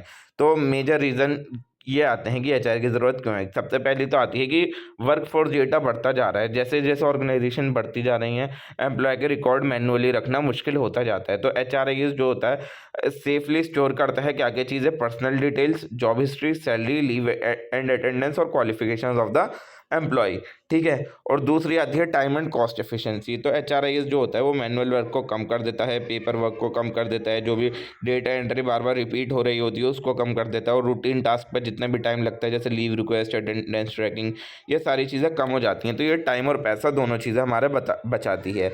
तीसरा होता है एक्यूरेसी और रिडक्शन ऑफ एरर। तो मैनुअल सिस्टम के अंदर जो है ना कभी कभी गलत सैलरी कैलकुलेट हो जाती थी, कभी कुछ रिकॉर्ड मिस हो जाता था, कभी कभी कुछ गलत डेटा आ जाता था। तो HRIS जो है ये इंश्योर करता है कि एक्यूरेसी हो, ठीक है ना। इससे क्या होता है पेरोल मिस्टेक्स कम होती हैं और डेटा डुप्लीकेशन भी कम होता है। चौथा होता है अच्छी डिसीजन मेकिंग हो। तो HRIS जो है आपको प्रोवाइड करता है रिपोर्ट, डैशबोर्ड और एनालिटिक्स। तो मैनेजर जो होता है वो डिसीजन ले सकता है डेटा के बेस के ऊपर, गेस वर्क के ऊपर डिसीजन नहीं लेता, सारा डेटा बेस्ड डिसीजन मेकिंग होती है वहाँ पर। पांचवी होती है आपकी लीगल कंप्लायंस। तो HRIS जो होता है हेल्प करता है PF, ESI टैक्स रिकॉर्ड को मेंटेन रखने में, लेबर लॉ रिपोर्ट को मेंटेन रखने में, सैलरी स्लिप बनाने में, गवर्नमेंट फाइलिंग्स करने में। ये चीज़ इंश्योर करती है कि ऑर्गेनाइजेशन जो है सारे लॉस को फॉलो करें। छठा आता है हमारा HR प्रोसेस बहुत ज़्यादा तेज़ हो जाता है। तो HRIS जो है स्पीड अप कर देता है रिक्रूटमेंट के प्रोसेस को, ऑनबोर्डिंग को, परफॉर्मेंस अप्रेजल को, ट्रेनिंग को, डेवलपमेंट को, एम्प्लॉय की क्वारीज को, जितने भी सेल्फ सर्विस पोर्टल्स के थ्रू आती हैं वो जल्दी से रिजॉल्व हो जाती हैं यहाँ पर। और एम्प्लॉय की सेल्फ सर्विस नीड्स भी फुलफिल हो जाती हैं। एम्प्लॉय को जानना होता है कि उसका लीव बैलेंस कितना है, पे स्लिप कितनी है, अटेंडेंस रिकॉर्ड कितना है, पॉलिसी डॉक्यूमेंट कौन कौन से अपलोड हुए हैं। तो HRIS उसकी मदद करती है एम्प्लॉय की कि वो इन सारी चीज़ों का एक्सेस कभी भी मिल जाए उसको, ठीक है। रिमोट वर्क और डिजिटल रिक्वायरमेंट्स होती हैं बहुत सारी, कि पोस्ट पेंडेमिक ऑर्गेनाइजेशन, यानी कि जब कोरोना आया था उसके बाद जो है ऑर्गेनाइजेशन के अंदर क्लाउड बेस्ड HRS सिस्टम की बहुत ज़्यादा ज़रूरत पड़ी, वर्चुअल अटेंडेंस की ज़रूरत पड़ी, ऑनलाइन हायर करा, लोगों को ऑनलाइन ट्रेन किया गया। तो HRIS जो है इन सब चीज़ों को सपोर्ट करने में मदद करता है। नेक्स्ट आता है हमारा purpose of information system design for HR। तो HR इंफॉर्मेशन सिस्टम जो होता है वो डिज़ाइन किया गया है स्पेसिफिक पर्पस को दिमाग में रखकर। तो मेन रोल यही होता है कि HR मैनेजर को सपोर्ट किया जाए और एम्प्लॉयज़ की मदद की जाए ताकि जो है उनको एक्यूरेट, टाइमली और रेलेवेंट इन्फॉर्मेशन मिलती रहे। तो सबसे पहले तो ये है कि इस वजह से बनाया गया है कि जितना भी कॉम्प्रिहेंसिव एम्प्लॉय का डाटा है वो एक जगह मेंटेन रहे, कि HRIS के अंदर जितनी भी इन्फॉर्मेशन होती है वो एक जगह स्टोर रहती है, भले से पर्सनल प्रोफाइल हो, एजुकेशन हो, स्किल्स हो, परफॉर्मेंस हिस्ट्री हो, कंपनसेशन डिटेल हो। तो ये जो सेंट्रलाइज डेटा होता है ये हेल्प करता है क्विक रिट्रीवल के अंदर, ठीक है। दूसरा होता है HR प्लानिंग और फोरकास्टिंग का सपोर्ट में आता है, यानी कि HRIS जो होता है हमें डेटा प्रोवाइड करता है वर्कफोर्स प्लानिंग के लिए, प्रमोशन के लिए, ट्रांसफ़र के लिए, सक्सेशन प्लानिंग के लिए और रिटायरमेंट प्लानिंग के लिए। तीसरी चीज़ आती है ये ऑटोमेट कर देता है एडमिनिस्ट्रेटिव टास्क को, यानी कि HRIS जो है ऑटोमेट कर देता है जो डेली बेसिस के HR के टास्क होते हैं, जैसे अटेंडेंस लगाना, छुट्टी देना और पेरोल का कैलकुलेशन करना, रिपोर्ट बनाना, और ये सारी वर्कलोड जो हैं ये कम हो जाते हैं और प्रोडक्टिविटी बढ़ जाती है। और ये डिसीजन मेकिंग को भी बढ़ाता है, यानी HRIS जो होता है आपको सारी चीज़ें प्रोवाइड करता है, भले से एनालिटिकल रिपोर्ट्स हो, ट्रेंड्स हो, फोरकास्ट हो, कंपैरिजन हो। तो मैनेजर जो है इस डेटा का इस्तेमाल करके जो है सारे डिसीजन लेता है। ये कम्युनिकेशन और ट्रांसपेरेंसी को भी बढ़ाता है। तो जो HR का पोर्टल होता है वहाँ पर जो है एम्प्लॉइज जो है पॉलिसीज देख सकता है, छुट्टी के लिए अप्लाई कर सकता है, इन्फॉर्मेशन अपडेट कर सकता है और अपनी एप्लीकेशन को ट्रैक कर सकता है। तो इससे जो होती है उसके दिमाग में ट्रांसपेरेंसी रहती है और उसका भरोसा बढ़ता है कंपनी के ऊपर, और ये एम्प्लॉय के एक्सपीरियंस को भी अच्छा कर देता है। तो HRIS की वजह से जो है ना उसको क्विक ग्रीवियंस रिट्रेसल मिलता है, कि अगर वो कोई भी कमी होती है तो जैसा मैंने बताया था चैटबॉट के थ्रू उसको आंसर मिल जाते हैं, चैटबॉट की क्वेरीज सॉल्व हो जाती हैं, पर्सनलाइज उसको रिकमेंडेशन दी जाती है कि आपको इस चीज़ में ट्रेनिंग लेनी चाहिए। एम्प्लॉय सेल्फ सर्विस का पोर्टल होता है, तो इससे उसकी सेटिस्फेक्शन और रिटेंशन दोनों बढ़ती हैं, कि वो कंपनी के अंदर रुका रहता है। और ये डेटा भी प्रोवाइड करता है कंप्लायंस के लिए और ऑडिट के लिए। HRIS के अंदर सारे रिकॉर्ड्स होते हैं हमारे, ठीक है ना, भले से इंटरनल ऑडिट हो, एक्सटर्नल ऑडिट हो, लेबर लॉ हम कितने फॉलो कर रहे हैं, गवर्नमेंट की रिपोर्टिंग क्या क्या है, वो सारी चीज़ें यहाँ पर इंक्लूड होती हैं। आठवां ये HR की कॉस्ट को कम कर देता है। तो जो HRIS होता है वो पेपर यूजेज कम कर दिया, मैनुअल एरर कम हो गए, एम्प्लॉय के ऊपर डिपेंडेंसी कम हो गई, एडमिनिस्ट्रेटिव खर्चे जितने भी आ रहे थे वो कम हो गए। तो HR ऑपरेशन जो है कॉस्ट इफेक्टिव हो जाते हैं, ज़्यादा महंगे नहीं पड़ते हैं, ठीक है। अब हमारा आता है नेक्स्ट आता है purpose of information system design for HR। तो HRIS जो होता है बहुत सारे पर्पसेस के लिए बनाया गया है। सबसे पहला पर्पस है ऑपरेशनल पर्पस, की जो डे टू डे एक्टिविटीज़ होती हैं HR की, जैसे attendance, payroll, leave management, shift scheduling. तो ये पहला ऑपरेशनल पर्पस को पूरा करता है ये।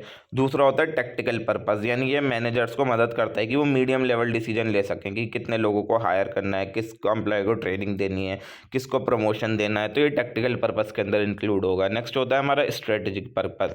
यहाँ पर हम HR डेटा का इस्तेमाल करते हैं लॉन्ग टर्म प्लानिंग करने के लिए। यहाँ पर हम वर्कफोर्स की फोरकास्टिंग करते हैं, स्किल गैप्स को आइडेंटिफाई करते हैं और ये देखते हैं कि टैलेंटेड लोग कौन कौन है और एम्प्लॉय का एक्सपीरियंस अच्छा करते हैं।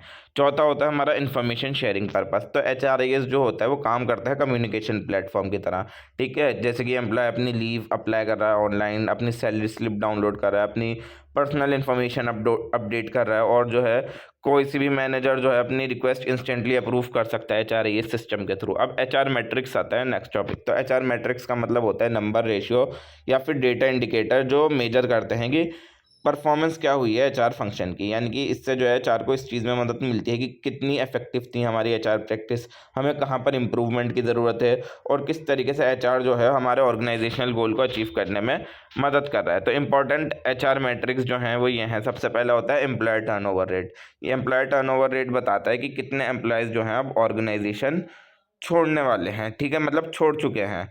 तो जितना ज़्यादा टर्नओवर होगा उतनी बड़ी प्रॉब्लम होगी। दूसरा होता है एब्सेंटीज़म रेट। ये दिखाता है कि कितने एम्प्लॉयज़ आज के दिन एब्सेंट हैं, ठीक है ना। ये हमारे डिसिप्लिन और वर्कलोड को मैनेज करने के लिए देखा जाता है।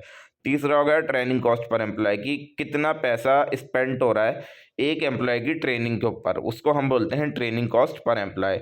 चौथा होता है टाइम टू हायर, कि मतलब कितने दिन लग रहा है किसी भी एक जॉब वैकेंसी को पूरा करने के लिए ऑर्गेनाइजेशन के अंदर। पांचवा हो गया एम्प्लॉय सेटिस्फेक्शन इंडेक्स ESI, ये मेजर करता है कि कितना एम्प्लॉय जो है वो खुश है। छठा होता है कॉस्ट पर हायर, ये टोटल रिक्रूटमेंट कॉस्ट को अगर हम नंबर ऑफ हायर से डिवाइड कर दें कि कितनी हमारी रिक्रूटमेंट के अंदर कॉस्ट आई और कितने लोगों को हमने लगाया, तो उसको जो डिवाइड करके जो वैल्यू आएगी वो कॉस्ट पर हायर कहलाई देगी, कि एक इंसान को हायर करने में अराउंड इतनी कॉस्ट आई हमारी। सातवां होता है हमारा परफॉर्मेंस रेटिंग डिस्ट्रीब्यूशन, ये शो करता है कि कितने एम्प्लॉय जो हैं वो एक्सीलेंट, गुड और एवरेज कैटेगरीज के अंदर आते हैं, कि कितनों को एक्सीलेंट कैटेगरी में डालना है, कितनों को गुड कैटेगरी में डालना है और कितनों को एवरेज कैटेगरी में डालना है। अब HR एडमिनिस्ट्रेशन और HRIS आता है, तो HRIS जो होता है सपोर्ट करता है HR एडमिनिस्ट्रेशन को। तो HR एडमिनिस्ट्रेशन के अंदर आपके रूटीन टास्क आएंगे, जैसे कि एम्प्लॉय का रिकॉर्ड मेंटेन करना, जॉब डिस्क्रिप्शन बनाना, पेरोल देना, benefit administration, compliance, handling employ query, ये सारी चीज़ें आपकी आएंगी। तो HRIS जो है इसके अंदर मदद करता है कि ये सारे टास्क को ऑटोमेट कर देता है, सारे रिकॉर्ड को डिजिटली स्टोर करता है, क्विक एक्सेस मिल जाता है आपको इन्फॉर्मेशन को, पेपर वर्क कम हो जाता है, कॉन्फिडेंशियलिटी और सिक्योरिटी बढ़ती है। फॉर एग्जांपल ये आ गया है आपके कि HR जो है मैनुअली कैलकुलेट नहीं कर पा रहा, ठीक है, तो HRIS ने इसको ऑटोमेटिकली कर दिया, और लीव बैलेंस जो है ऑटोमेटिकली अपडेट हो गया अप्रूवल के बाद, और HR ने जो है जनरेट कर लिया अपनी एम्प्लॉय की रिपोर्ट सेकंड्स के अंदर। तो ये सारी चीज़ें HRIS के थ्रू आसान हो जाती हैं। अब नेक्स्ट आती है disruptive technology and emerging trend in HRIS। तो डिस्ट्रप्टिव टेक्नोलॉजीज वो टेक्नोलॉजीज होती हैं जो जिन्होंने बदल दिया है कि किस तरीके से जो है HR काम करता है, ठीक है ना, उसने उस चीज़ को पूरा बदल दिया और एक पूरा नया डिजिटल मेथड लेकर आ गया। तो उस टाइप की टेक्नोलॉजी हमारी कहलाई जाती है डिस्ट्रप्टिव टेक्नोलॉजीज, ठीक है। तो मेजर डिस्ट्रप्टिव टेक्नोलॉजीज जो HRIS के अंदर आती हैं, सबसे पहले है आर्टिफिशियल इंटेलिजेंस। ये हमारे रिज्यूमेस की स्क्रीनिंग में मदद करती है, एम्प्लॉय की परफॉर्मेंस प्रिडिक्ट करने में मदद करती है, ट्रेनिंग प्रोग्राम रिकमेंड करती है और एनालाइज करती है सेंटिमेंट एम्प्लॉय के फीडबैक के थ्रू। उसके बाद आती है हमारी AI बेस्ड, इसका एग्जाम्पल ये है कि AI के बेस्ड के ऊपर हम हायरिंग टूल्स लगा रहे हैं, जैसे लिंक्डइन, टैलेंट इनसाइट वगैरह होती है। तो ये सारी चीज़ें आर्टिफिशियल इंटेलिजेंस का पार्ट है। दूसरी हो गई मशीन लर्निंग आ गई आपके, कि एम्प्लॉय के डेटा से चीज़ें सीखती है, टर्नओवर को प्रेडिक्ट करती है कि कितने एम्प्लॉय ऑर्गेनाइजेशन छोड़ने वाले हैं, स्किल्स गैप को आइडेंटिफाई करती है। नेक्स्ट आ गया हमारा चैटबॉट, कौन कौन से हैं HRIS के अंदर। HR चैटबॉट जो होते हैं वो हेल्प करते हैं एम्प्लॉय को 24/7। एम्प्लॉय जो है सवाल पूछता है इनसे कि हाँ मैं कितनी छुट्टियाँ ले सकता हूँ, मैं सैलरी स्लिप कैसे डाउनलोड कर सकता हूँ, और मैनेजर का अप्रूवल मुझे मिला या नहीं मिला, और तो चैटबॉट जो है उसके अकॉर्डिंगली रिप्लाई देता है। तो ब्लॉकचेन आ गई HRIS के अंदर, यहाँ पर आपका एम्प्लॉय का डेटा स्टोरेज होता है बहुत सिक्योर वे के अंदर। यहाँ पर आप उसकी एजुकेशन को वेरीफाई कर सकते हो और एक्सपीरियंस सर्टिफिकेट को वेरीफाई कर सकते हो बहुत जल्दी, कि ये फेक सर्टिफिकेट्स तो नहीं है, और फेक डॉक्यूमेंट्स को हटाने में भी ये मदद करता है। इंटरनेट ऑफ थिंग्स आ गई, कि स्मार्ट सेंसर के थ्रू अटेंडेंस हो रही है आपकी, ठीक है, आप फिंगरप्रिंट रख रहे हो तो उसके थ्रू अटेंडेंस लग रही है। वर्क प्लेस सेफ्टी है कनेक्टेड डिवाइस के थ्रू, और प्रोडक्टिविटी में मॉनिटर हो रही है रिमोट वर्क सेटअप के अंदर। क्लाउड बेस्ड HRIS आ रहा है, कि ज़्यादातर कंपनी जो है क्लाउड सिस्टम का इस्तेमाल करती हैं, जैसे Workday, Oracle, SAP, success factors. तो इसके फ़ायदे यही हैं, ये आपको एक्सेसिबल है, कहीं से भी आप कहीं से भी चाहें तो एक्सेस ले सकते हैं इसका। और उसके बाद आती है कॉस्ट कम लगती है, बहुत ज़्यादा सिक्योर होती हैं, ईजी टू स्केल है ये, ठीक है ना। पीपल एनालिटिक्स आ गई, जिसको HR एनालिटिक्स भी बोला जाता है। ये डेटा जो होता है उसका इस्तेमाल करता है एम्प्लॉय से रिलेटेड डिसीजन लेने में, यानी कि किसको प्रमोशन देना है, किसको ट्रेनिंग देनी है, और कौन सी टीम जो है बेस्ट परफॉर्म कर रही है। तो ये तो सेकंड यूनिट तो बहुत ही छोटा था, फर्स्ट यूनिट के अंदर हम HRIS को अच्छे से देख कर आ चुके थे। तो आई होप ये सेकंड यूनिट के अंदर ज़्यादा एक्सप्लेन करने की ज़रूरत नहीं पड़ी मुझे इस वजह से। तो बस that is all for today guys. Video पसंद आई हो तो वीडियो को लाइक करें, चैनल को सब्सक्राइब करें और बने रहें आइडिया इन्फ्यूजन के साथ। मिलते हैं नेक्स्ट वीडियो में यूनिट नंबर 3 के साथ, बस कुछ ही देर में। Thank you so much for watching. और जिसको भी नोट्स परचेज करने हैं for the ₹150 only, description box and I button दोनों जगह आपको टेलीग्राम का लिंक मिल जाएगा, आप जाकर नोट्स परचेज कर सकते हैं, ठीक है। तो मिलते हैं बस नेक्स्ट वीडियो में यूनिट नंबर 4 के साथ। Hello everyone, how are you all, welcome to idea infusion by triumph academy. आज हम कर रहे हैं आपका unit number 3 of the subject technology in HR। तो करते हैं आज की वीडियो को स्टार्ट बिना किसी देरी के। और जिसको भी नोट्स परचेज करने हैं फॉर द ₹150 ओनली, हमारे description box and I button दोनों जगह आपको टेलीग्राम का लिंक मिल जाएगा, आप जाकर नोट्स परचेज कर सकते हैं। तो करते हैं आज की वीडियो को स्टार्ट बिना किसी देरी के। Unit number 3 digital transformation in HR, ठीक है।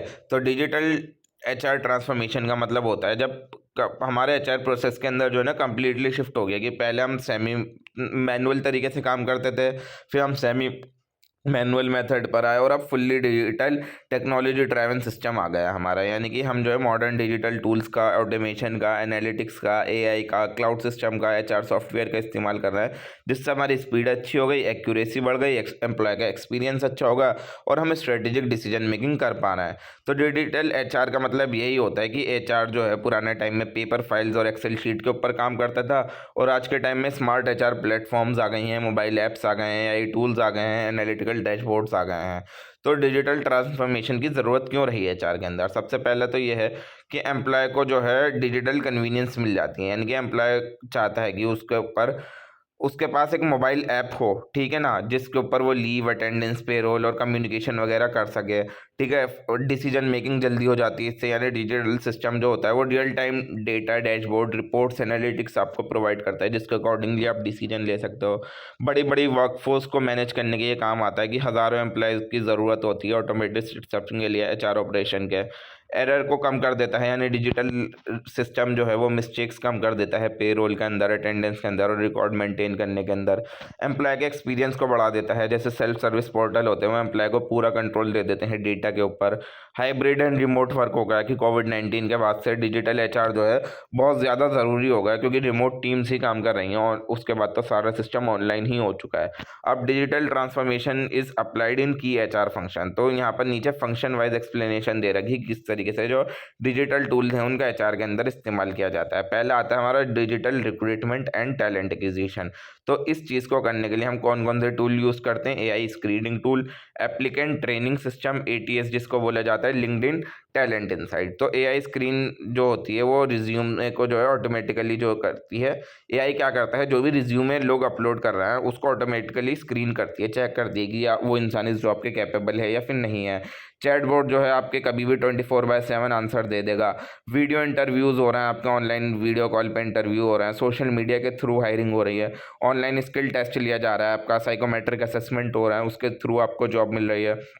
ऑटोमेटेड जॉब पोस्टिंग हो चुकी है जॉब पोर्टल के ऊपर। फ़ायदे इसके ये है कि हायरिंग बहुत जल्दी हो जाती है, अच्छी क्वालिटी के कैंडिडेट मिल जाते हैं और रिक्रूटमेंट कॉस्ट बहुत कम हो जाती है।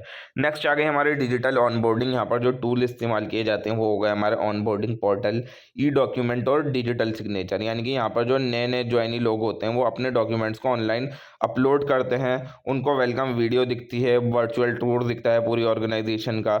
ई साइन करते हैं वो अपॉइंटमेंट लेटर को, अपने अपॉइंटमेंट लेटर को भी ऑनलाइन ही साइन कर देते हैं और ऑनलाइन ट्रेनिंग मॉड्यूल्स उनको प्रोवाइड किए जाते हैं। फ़ायदे इसके ये हैं कि ऑनबोर्डिंग एक्सपीरियंस बहुत ज़्यादा स्मूथ हो जाता है, एचआर के टाइम को बचाता है, पेपर वर्क को कम करता है।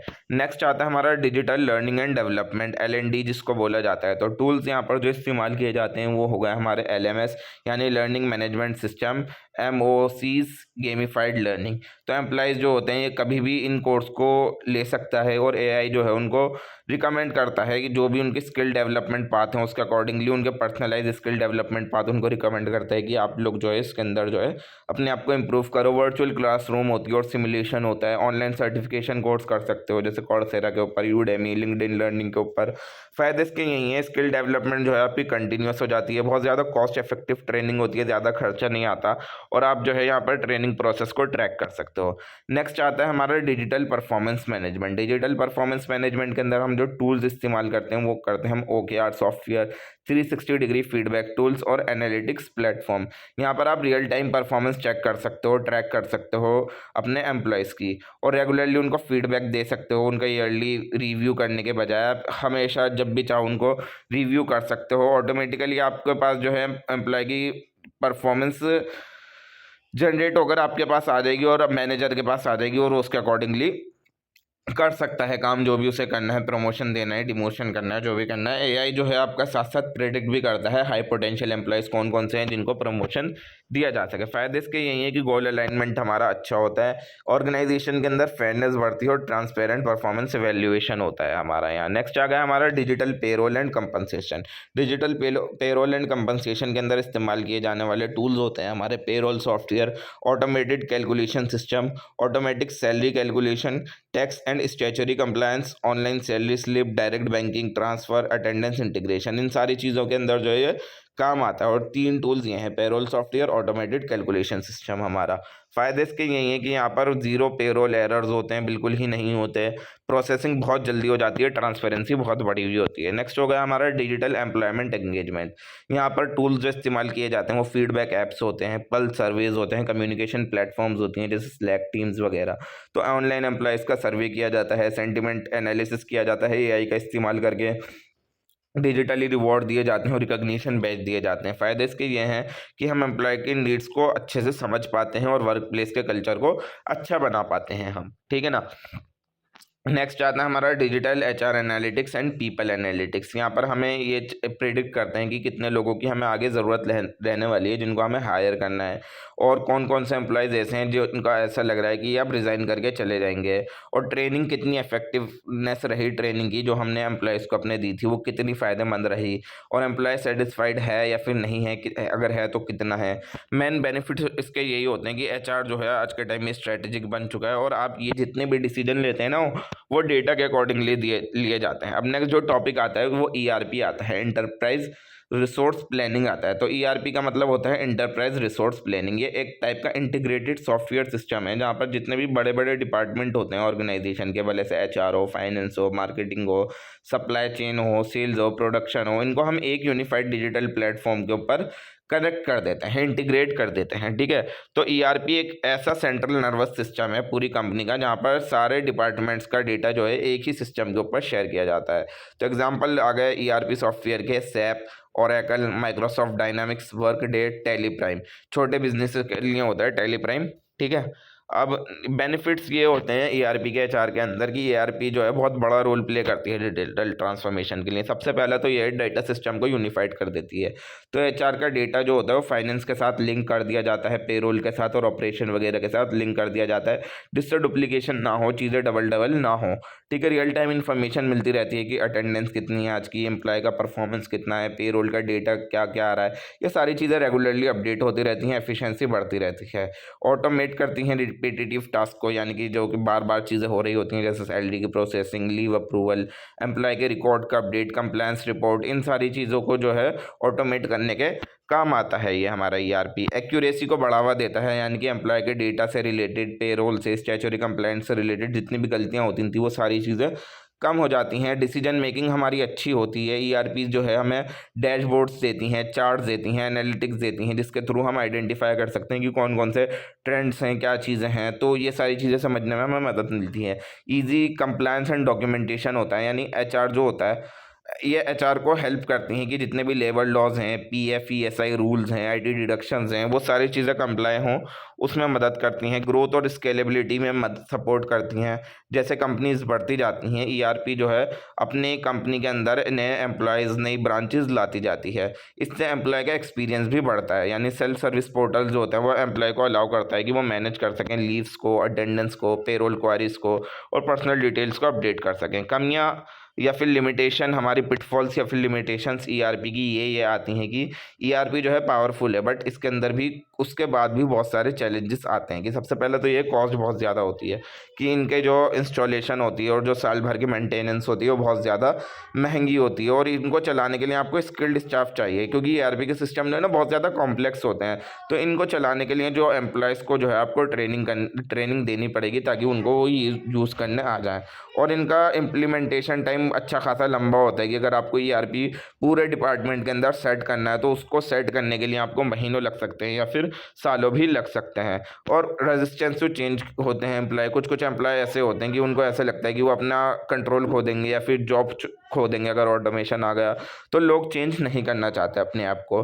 डेटा माइग्रेशन के इशू आते हैं कि पुराने जितना भी एचआर का डेटा है उसको पूरा ईआरपी सिस्टम पे अपलोड करने में अगर गलती हो गई तो वो हमेशा गलती चलती रह सकती है। तो डेटा माइग्रेशन का भी इशू हो सकता है कि आपने जब ईआरपी पे ही डेटा गलत डाला तो ईआरपी कैसे सही तरीके से काम करेगा, है ना।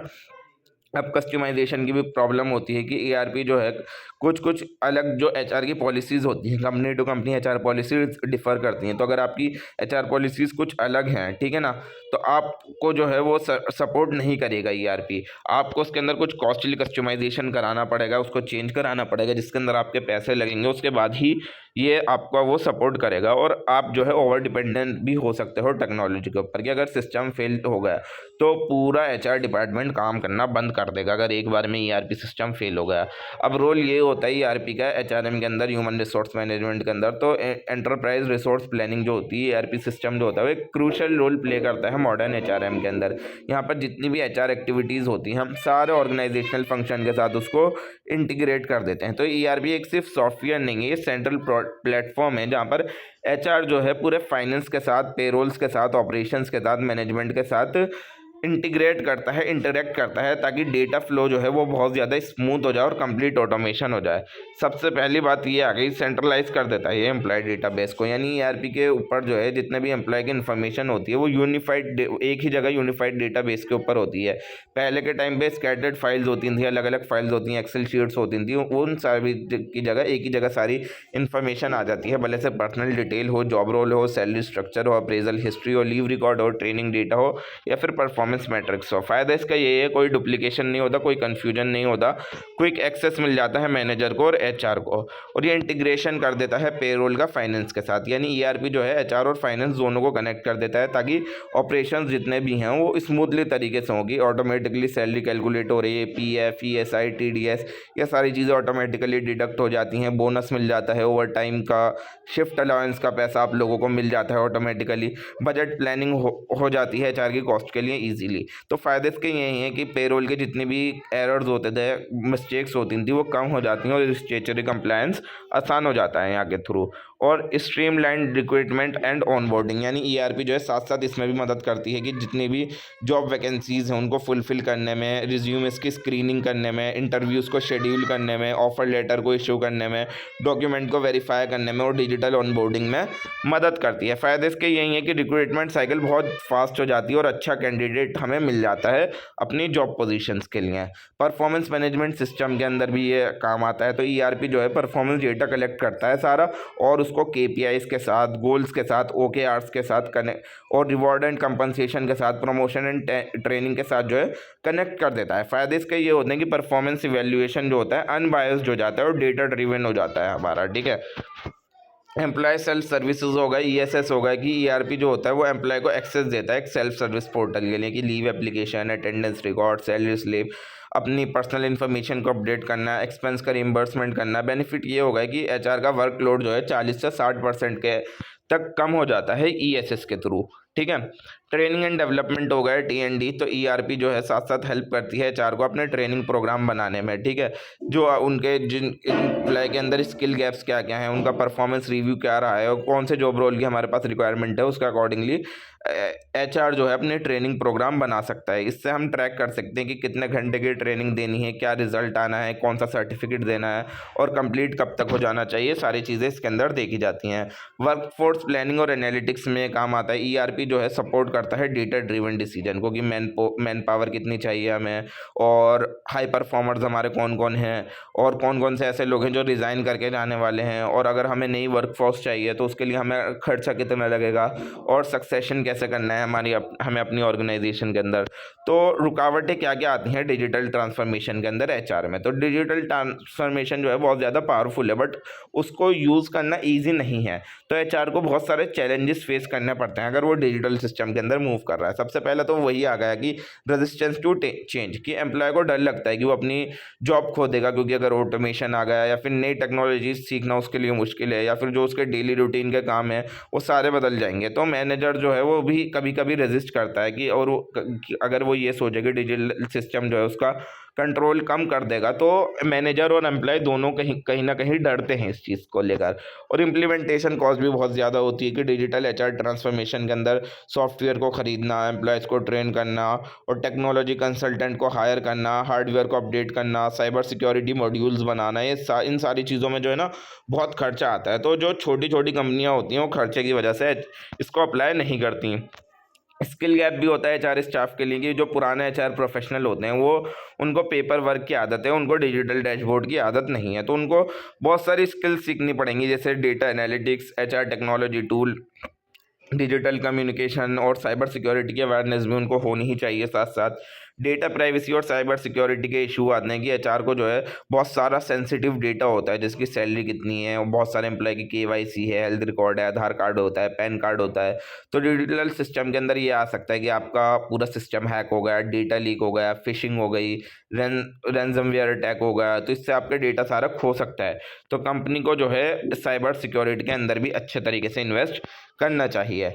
इंटीग्रेशन प्रॉब्लम हो सकती है कि अगर आपको एक नए एचआर सिस्टम को पुरानी लेगेसी सिस्टम के साथ कनेक्ट करना बहुत ज़्यादा मुश्किल होता है। हो सकता है कि पुराना डेटा कुछ खो गया हो, कुछ डेटा इनकन्सिस्टेंट हो, कभी कभी कोई फॉर्मेट ही मैच ना हो, तो ये सारी कमियां आ सकती हैं। छठा हो गया कॉम्प्लेक्स होता है कस्टमाइजेशन की रिक्वायरमेंट, यानी हर ऑर्गेनाइजेशन के अंदर एचआर पॉलिसीज़ अलग अलग होती हैं, तो आपको जो है सॉफ्टवेयर को कस्टमाइज़ करना पड़ता है कि लीव रूल के अकॉर्डिंग, अटेंडेंस पॉलिसीज़ के अकॉर्डिंग, पे स्ट्रक्चर के अकॉर्डिंग। तो ये चीज़ जो होती है बहुत ज़्यादा इसके अंदर खर्चा भी लगता है और टाइम कंज्यूमिंग भी बहुत ज़्यादा होती है। और सातवां ये होगा अनसक्सेसफुल इम्प्लीमेंटेशन हो गया, तो यानी कि बहुत सारे डिजिटल एचआर प्रोजेक्ट इस वजह से फेल हो जाते हैं क्योंकि अगर आपने प्लानिंग सही नहीं करी, ट्रेनिंग सही से नहीं दी, फॉलोअप अच्छे से नहीं करा, वेंडर का सपोर्ट अच्छा नहीं था और अनरियलिस्टिक एक्सपेक्टेशंस आप लोगों ने रख ली थी, तो इम्प्लीमेंटेशन इसका क्या हो जाता है, अनसक्सेसफुल हो जाता है। आठवां आ गया टेक्नोलॉजी ओवरलोड, यानी कि अगर आपने बहुत सारे डिजिटल टूल्स का एक साथ ही इस्तेमाल कर लिया तो ये एम्प्लॉयज़ को हमारे कंफ्यूज कर देगा, यानी कि आप अटेंडेंस के लिए अलग ऐप इस्तेमाल कर रहे हो, पेरोल के लिए अलग, फीडबैक के लिए अलग, और आपके पास हज़ारों नोटिफिकेशन आ रही हैं एक बार, और यूज़र फ्रेंडली इंटरफेस भी नहीं है कि चलाना ही आपको इतना ज़्यादा मुश्किल हो रहा है। अब इम्पैक्ट क्या होता है डिजिटल ट्रांसफॉर्मेशन का परफॉर्मेंस मैनेजमेंट के ऊपर, तो डिजिटल ट्रांसफॉर्मेशन ने परफॉर्मेंस मैनेजमेंट सिस्टम को भी पूरा रीडिज़ाइन कर दिया। सबसे पहले क्या चीज़ आ गई, पहले एनुअल अप्रेजल होता था, अब कंटिन्यूस परफॉर्मेंस मैनेजमेंट होने लगा, यानी कि पुराने टाइम में अप्रेजल साल में एक बार होता था और मेमोरी बेस्ड, यानी जितना याद रहता था उसके अकॉर्डिंगली हम रिव्यू कर देते थे और सब्जेक्टिविटी बहुत ज़्यादा होती थी। बट आज के टाइम में हम मंथली या फिर वीकली चेक इन होते हैं, रेगुलरली फीडबैक मिलता रहता है, रेगुलर गोल अपडेट्स होते रहते हैं और एनालिटिक्स का इस्तेमाल किया जाने लगा है। दूसरा, गोल अलाइनमेंट अच्छा होने लगा, OKRs आ गए, KPIs आ गए, यानी डिजिटल सिस्टम ने जो है इंडिविजुअल गोल को डिपार्टमेंट गोल और ऑर्गेनाइजेशनल गोल दोनों के साथ कनेक्ट कर दिया। एम्प्लॉय जो है ये समझने लगा है कि अब किस तरीके से जो है उस अगर जो वो भी काम करता है तो उससे उसकी ऑर्गेनाइजेशन किस तरीके से सक्सेसफुल हो सकती है। ट्रांसपेरेंसी और फेयरनेस आ गई है, यानी कि डिजिटल रिकॉर्ड ने जो है बायस को कम कर दिया है क्योंकि अचीवमेंट को जो है ऑटोमेटिकली ट्रैक किया जाने लगा, डेटा जो हो गया टाइम स्टैम्प्ड हो गया हमारा, और मैनेजर जो है मैनिपुलेट नहीं कर सकता रेटिंग को इतनी आसानी से।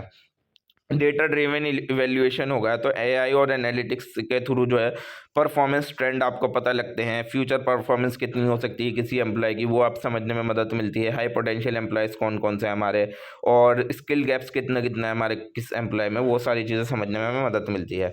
एम्प्लॉय की इंगेजमेंट बढ़ाती है, तो डिजिटल टूल अलाउ करते हैं इंस्टेंट रिकॉग्निशन को, रिवॉर्ड्स देते हैं आपको ऐप के थ्रू, अप्रिसिएशन बैजेस मिलते हैं, ई सर्टिफिकेट्स आपको मिलते हैं। तो एंगेजमेंट की वजह से जो है ना हमारे एम्प्लॉयज़ की मोटिवेशन भी बढ़ती है और उनके साथ साथ प्रोडक्टिविटी भी बढ़ती है। स्मार्ट लर्निंग रिकमेंडेशन आने लगी कि अगर आपका परफॉर्मेंस गैप पता लग गया हमारे सिस्टम को, ठीक है ना, वह सिस्टम जो है आपको ट्रेनिंग मॉड्यूल सजेस्ट करेगा। फॉर एग्जांपल एक एम्प्लॉय है वो कम्युनिकेशन के अंदर वीक है, तो लर्निंग मैनेजमेंट सिस्टम जो है उसको अलग अलग कोर्सेज दिखाएगा जिससे वो अपनी कम्युनिकेशन को इम्प्रूव कर सकता है। सातवां होगा रिमोट वर्क मॉनिटरिंग होने लगी, यानी कि डिजिटल सिस्टम हेल्प करने लगा रिमोट एम्प्लॉयज़ जितने भी हैं जो वर्क फ्रॉम होम कर रहे हैं उनको ट्रैक करने में कि उनके प्रोडक्टिविटी डैशबोर्ड कितना है, वर्चुअल मीटिंग कितनी वो अटेंड कर रहे हैं, डिजिटल अटेंडेंस उनकी कितनी है, स्क्रीन एक्टिविटी ट्रैकर अगर लगा है तो जो है ये सारी चीज़ें चेक कर सकते हैं। इम्पैक्ट क्या होता है डिजिटल ट्रांसफॉर्मेशन का डिसीजन मेकिंग के ऊपर, तो डिजिटल ट्रांसफॉर्मेशन ने डिसीजन लेने को बहुत ज़्यादा फास्ट बना दिया, डेटा बेस्ड बना दिया और स्ट्रेटेजिक बना दिया। सबसे पहले आपके पास रियल टाइम डेटा अवेलेबल होता है, यानी मैनेजर को जो है इंस्टेंट एक्सेस मिल जाता है कि एम्प्लॉय की अटेंडेंस कितनी है, उसकी प्रोडक्टिविटी कितनी है, एम्प्लॉय के सेंटिमेंट क्या है, हायरिंग स्टैटिस्टिक्स क्या है उस, और टर्नओवर रेट क्या है हमारी ऑर्गेनाइजेशन का। इसके अकॉर्डिंगली वो क्विक डिसीजन मेकिंग ले सकता है। और प्रेडिक्टिव एनालिटिक्स हो गई, सिस्टम जो है प्रेडिक्ट कर सकता है कि कौन लोग जो है हमारी ऑर्गेनाइजेशन छोड़ के जाने वाले हैं, फ्यूचर वर्कफोर्स रिक्वायरमेंट हमारी कितनी रहने वाली है, और ट्रेनिंग नीड की कितनी ज़रूरत है, और कौन सा एम्प्लॉय ऐसा है जिसको प्रमोशन देनी है। ह्यूमन बायस के ऊपर रिडक्शन कर दिया है, यानी कि डिसीजन जो है आज के टाइम में डेटा के ऊपर हो रहा है, फीलिंग या फिर फेवरेटिज्म के ऊपर नहीं लिया जा रहा है। यानी एआई जो है वो सारे रिज्यूमेस की स्क्रीनिंग कर रहा है बिना किसी बायस के, क्योंकि एआई का कोई रिश्तेदार नहीं है वहाँ पर। ठीक है, स्ट्रेटेजिक प्लान अच्छे हो रहे हैं, यानी डिजिटल एचआर जो है वो बजट प्लानिंग को सपोर्ट करता है, सक्सेशन प्लानिंग को, टैलेंट पाइपलाइन मैनेजमेंट को, वर्कफोर्स ऑप्टिमाइजेशन को, और प्रॉब्लम की आइडेंटिफिकेशन बहुत जल्दी हो जाती है। यानी डैशबोर्ड के अंदर आपको जो है इशूज़ जल्दी जल्दी दिखने लगते हैं कि कौन सा एम्प्लॉय है जो सबसे ज़्यादा एब्सेंट रहता है, कौन सी टीम की परफॉर्मेंस बहुत ज़्यादा बेकार है, किसका एंगेजमेंट स्कोर बहुत ज़्यादा कम है। तो एचआर जो है पहले इन प्रॉब्लम पे काम कर सकता है, इससे पहले कि ये प्रॉब्लम सीरियस हो जाए। ये क्वालिटी ऑफ डिसीजन को इम्प्रूव करता है, यानी जितना अच्छा डेटा उतने अच्छे डिसीजन। ठीक है ना, आप डिसीजन ले सकते हो किस चीज़ से रिलेटेड, रिक्रूटमेंट से, प्रमोशन से, ट्रेनिंग इन्वेस्टमेंट से, रिस्ट्रक्चरिंग से, रिसोर्स एलोकेशन से रिलेटेड आप डिसीजन ले सकते हो। So that is all for today guys. Video पसंद आई हो तो वीडियो को लाइक करें, चैनल को सब्सक्राइब करें और बने रहें आइडिया इन्फ्यूजन के साथ। मिलते हैं नेक्स्ट वीडियो में यूनिट नंबर 4 के साथ, लास्ट यूनिट के साथ। और जिसको भी नोट्स परचेज करने हैं फॉर द ₹150 ओनली, हमारे description box and I button दोनों जगह आपको टेलीग्राम का लिंक मिल जाएगा, आप जाकर नोट्स परचेज कर सकते हैं। Thank you so much for watching, बने रहें आइडिया इन्फ्यूजन के साथ।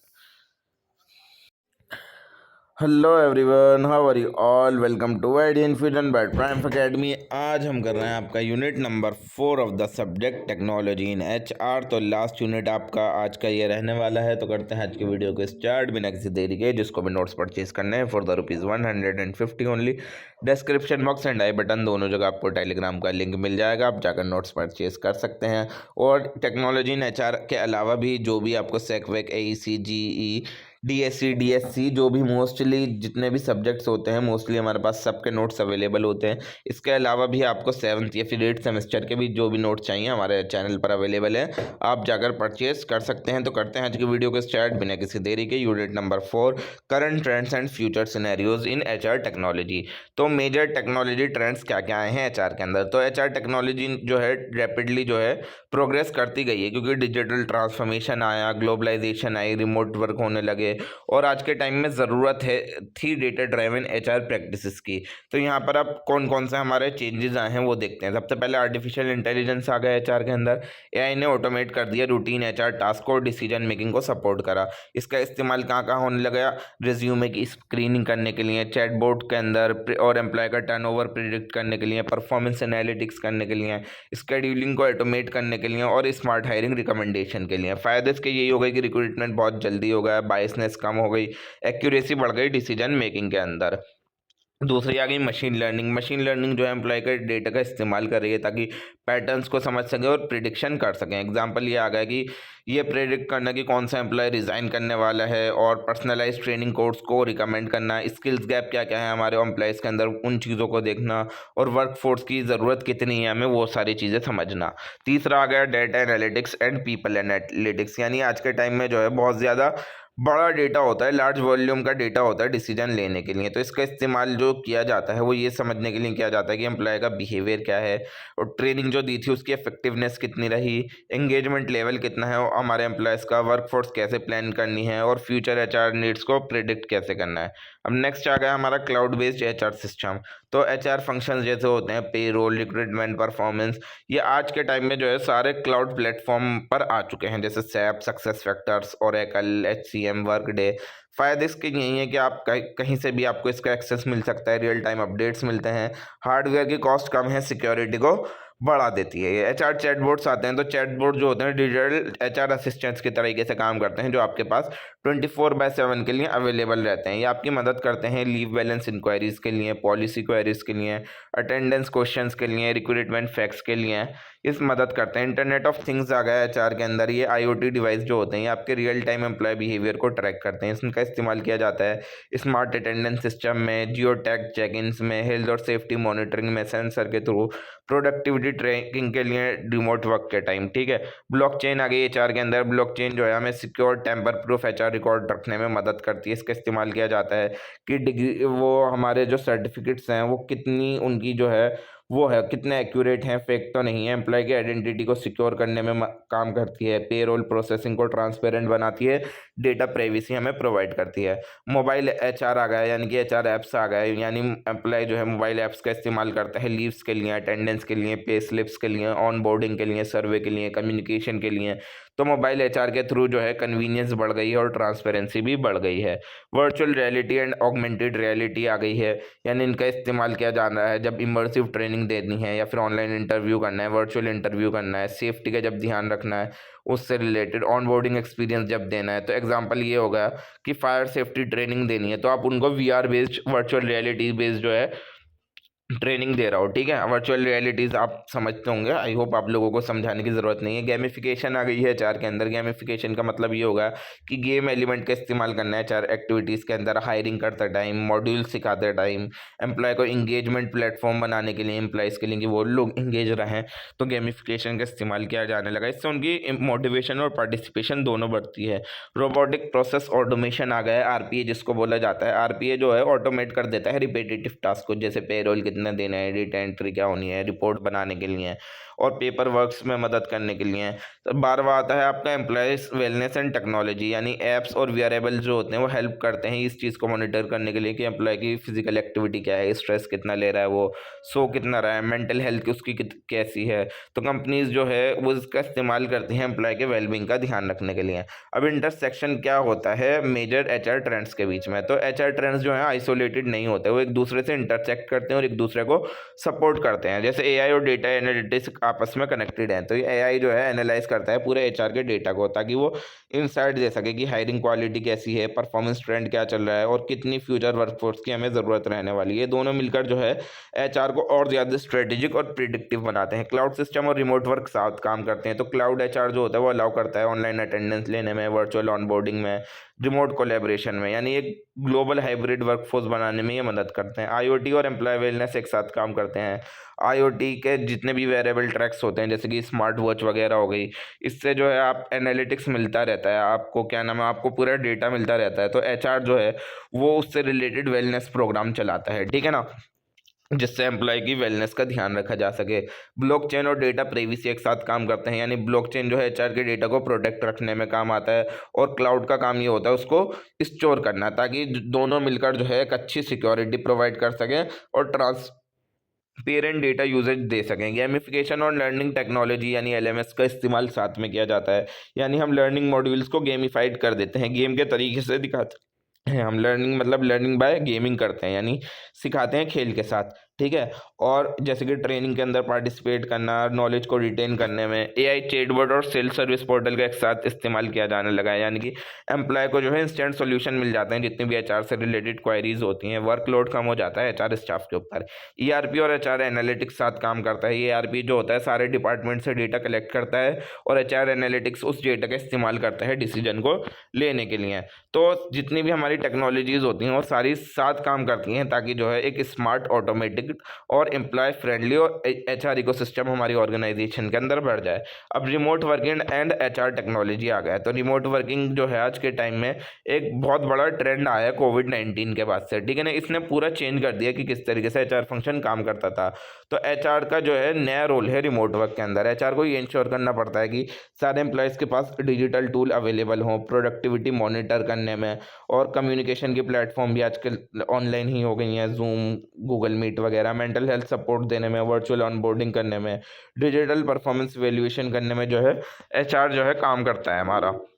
नेक्स्ट आ गया टेक्नोलॉजीज़ आ गई हैं जो हमारे रिमोट वर्क को सपोर्ट करती हैं, जैसे क्लाउड एचआर सिस्टम आ गया कि एम्प्लॉय जो है एचआर सर्विसेज को कहीं से भी एक्सेस कर सकता है। कोलैबोरेशन टूल्स आ गई, zoom, Microsoft teams, Google work space, slack, ये सारे कोलैबोरेशन टूल्स हैं। ये जो है मीटिंग्स को सपोर्ट करते हैं, आप इसके थ्रू मीटिंग्स कर सकते हो, टीम वर्क कर सकते हो, डॉक्यूमेंट शेयर कर सकते हो इन ऐप्स के थ्रू, ठीक है ना। वर्चुअल ऑनबोर्डिंग टूल्स हो गए, जैसे डिजिटल सिग्नेचर आज के टाइम में हो गया, ई डॉक्यूमेंट्स आप अपलोड कर सकते हो, वर्चुअल रियलिटी से आप पूरे ऑफिस का टूर कर सकते हो, ठीक है। एम्प्लॉय मॉनिटरिंग टूल आ गया, उसके थ्रू आप टाइम ट्रैकिंग कर सकते हो, स्क्रीन मॉनिटरिंग दे सकते हो, अगर आप परमिट करो तो स्क्रीन को भी मॉनिटर किया जा सकता है।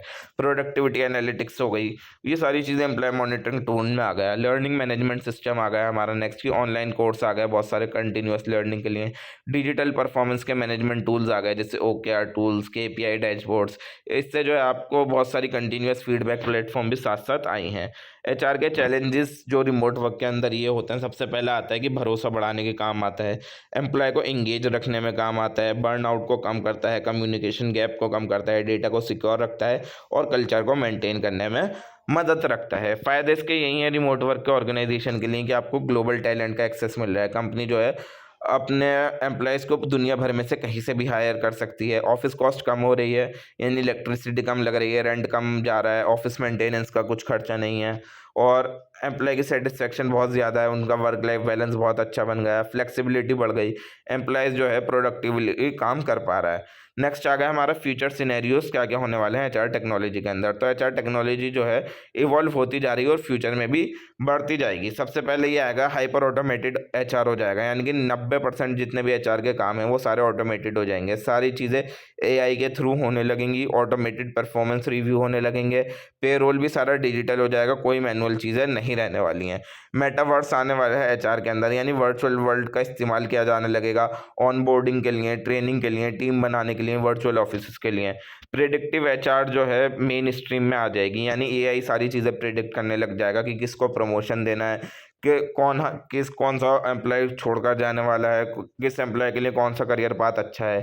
पूरी डिजिटल वर्क प्लेस बनने वाली है, यानी कि सारी चीज़ें पेपरलेस हो जाएंगी। एचआर डिपार्टमेंट जो है पूरा जितने भी डॉक्यूमेंटेशन होंगे सारे डिजिटलाइज हो जाएंगे और इससे जो है फोकस बढ़ने वाला है एम्प्लॉय एक्सपीरियंस के ऊपर। यानी एचआर टेक्नोलॉजी जो है वो इस तरीके से डिज़ाइन की जा रही है कि पर्सनलाइज एक्सपीरियंस मिले एआई का इस्तेमाल करके एम्प्लॉयज़ को। एथिकल एचआर टेक्नोलॉजी रहने वाली है, यानी कि फेयरनेस रहे एआई एल्गोरिदम के अंदर, डेटा प्राइवेसी रहे और डिजिटल बायस कम हो जाए। ह्यूमन मशीन कोलैबोरेशन होने वाला है, यानी इंसानों और एआई दोनों मिलकर साथ काम करेंगे एचआर फंक्शन के अंदर। नेक्स्ट टॉपिक आ गया हमारा क्लाउड बेस्ड एचआर। तो क्लाउड बेस्ड एचआर का मतलब ये होता है जब हम एचआर सर्विसेज को डिलीवर करते हैं या फिर डेटा को स्टोर करते हैं या अपनी पूरे एचआर प्रोसेस को चलाते हैं क्लाउड कंप्यूटिंग प्लेटफॉर्म के थ्रू। ठीक है ना, हम पुराने तरीकों से काम नहीं कर रहे हैं, प्रीमाइस सिस्टम के तरीके से काम नहीं कर रहे हैं। आज के टाइम में ये सारी चीज़ें एक्सेसिबल हैं इंटरनेट पर और आप जो है रिमोट सर्वर्स के थ्रू इनको होस्ट कर सकते हो। ठीक है, तो खासियतें यही होती हैं, आपको ऑन डिमांड एक्सेस मिल जाता है, यानी कि जो भी एचआर का डेटा है और एप्लीकेशन है आप कहीं से भी उनको एक्सेस कर सकते हो, कभी भी उनको एक्सेस कर सकते हो। सब्सक्रिप्शन बेस्ड मॉडल होता है, यानी ऑर्गेनाइजेशन जो होता है मंथली या फिर एनुअल फीस पे करता है इसके बदले में। और स्केलेबिलिटी होती है, आप इसको ईजिली बढ़ा सकते हो और कम भी कर सकते हो अकॉर्डिंग टू योर यूजर, जैसा आपका इस्तेमाल है और या फिर जैसी आपकी वर्कफोर्स है उसके अकॉर्डिंगली। वेंडर मैनेज अपडेट होते हैं, यानी कि जितने भी अपग्रेड्स होते हैं, पैचेस होते हैं और या फिर सिक्योरिटी में बढ़ावा होता है, वो सारी चीज़ें क्लाउड प्रोवाइडर हैंडल करता है। फ़ायदे इसके यही हैं हमारे क्लाउड बेस्ड एचआर के कि कॉस्ट एफिशिएंट है बहुत ज़्यादा। ठीक है ना, कोई हैवी इन्वेस्टमेंट की इन सर्वर्स के अंदर ज़रूरत नहीं है या फिर आईटी इंफ्रास्ट्रक्चर के ऊपर ज़रूरत नहीं है। ये आईटी के मेंटेनेंस को भी कम कर देते हैं और हार्डवेयर की कॉस्ट को भी कम कर देते हैं। दूसरी आ गई फ्लेक्सिबिलिटी और एक्सेसिबिलिटी, यानी कि एचआर की टीम्स हो, एम्प्लॉयज़ हो, मैनेजर्स हों, वो इन सारे डेटा को मोबाइल डिवाइसेस के थ्रू एक्सेस कर सकते हैं। इससे आप रिमोट वर्क आसानी से कर सकते हो और ग्लोबल वर्कफोर्स मैनेजमेंट भी आसानी से हो सकता है। ऑटोमेशन हो गया है एचआर प्रोसेस के अंदर, यानी कि payroll, attendance, leave, recruitment, onboarding ये सारी ऑटोमेटेड हो गई हैं। इससे आपका टाइम बचेगा, मैनुअल एरर्स बचेंगे, रियल टाइम डेटा एनालिटिक्स आपको मिलता रहेगा, यानी कि आपको मदद मिलेगी, एम्प्लॉय मैनेजर को मदद मिलेगी कि वो स्ट्रेटेजिक डिसीजन मेकिंग कर सके, क्योंकि उसके पास डैशबोर्ड है, वो प्रिडिक्टिव एनालिटिक्स करके उसका इस्तेमाल कर सकता है। क्विक इंसाइट आप लोगों को मिल जाएंगे एम्प्लॉय की परफॉर्मेंस के ऊपर और टर्नओवर स्किल गैप्स आपको पता लग जाएंगे कि कौन से एम्प्लॉयज़ के अंदर कौन से स्किल्स की कमी है। इसका इम्प्लीमेंटेशन बहुत जल्दी होता है, यानी क्लाउड सॉल्यूशन जो है वो क्विकली जो है डिप्लॉयड हो सकते हैं, ट्रेडिशनल सिस्टम से ज़्यादा जल्दी ये चीज़ें आ सकती हैं ऑर्गेनाइजेशन से के अंदर। ये कोलैबोरेशन को बढ़ावा देती हैं, यानी एचआर मैनेजर्स और एम्प्लॉयज़ जो होते हैं वो एक दूसरे से इंटरेक्ट करते हैं सेल्फ सर्विस पोर्टल्स के थ्रू। इससे जो होती है ट्रांसपेरेंसी बढ़ती है और एम्प्लॉय की एंगेजमेंट भी बढ़ती है। अब चैलेंजेस और कमियां यही हैं हमारे क्लाउड बेस्ड एचआर की कि डेटा सिक्योरिटी का इशू आता है, यानी कि सेंसिटिव एम्प्लॉय इन्फॉर्मेशन जो होती है यहाँ पर एक्सटर्नली स्टोर्ड होती है, तो ये डर होता है कि हैकिंग ना हो जाए, डेटा ब्रीच ना हो जाए या फिर किसी अनऑथराइज पर्सन को उसका एक्सेस ना मिल जाए।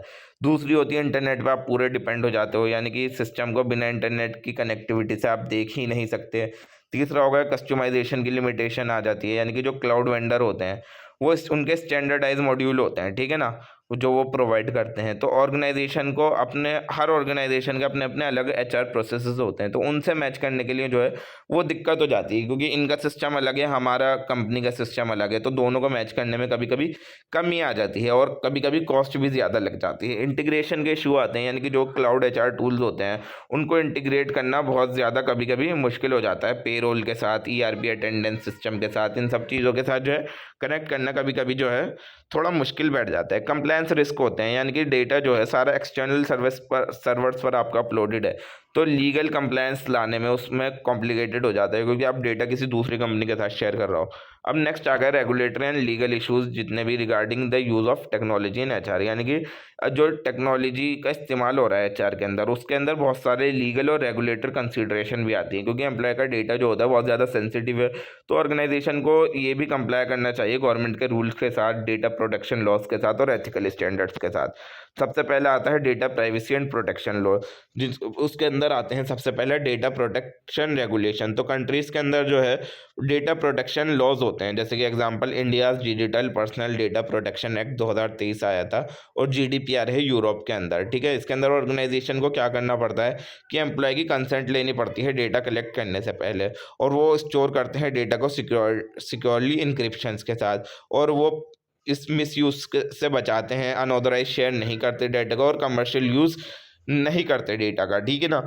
और अलाउ करते ही एम्प्लॉयज़ को कि वो अपने डेटा करेक्शन कर सके या फिर अपना डेटा डिलीट करा सके, ठीक है। दूसरा होगा data residency and storage requirement, यानी कुछ कुछ लॉज ऐसे होते हैं जिनके अंदर ये रिक्वायर होता है कि डेटा को जो है स्टोर किया जाए नेशनल बाउंड्रीज के अंदर, देश से बाहर डेटा को ना भेजा जाए।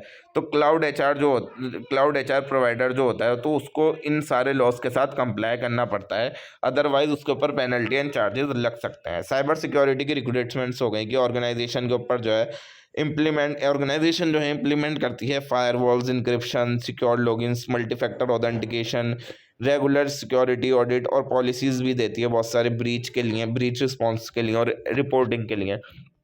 तो एचआर को ये इंश्योर करना पड़ता है कि जितना भी एम्प्लॉय का पर्सनल डेटा है वो लीक ना हो, और एक्सेस जो है लिमिटेड रहे सिर्फ ऑथराइज पर्सनल तक, ठीक है।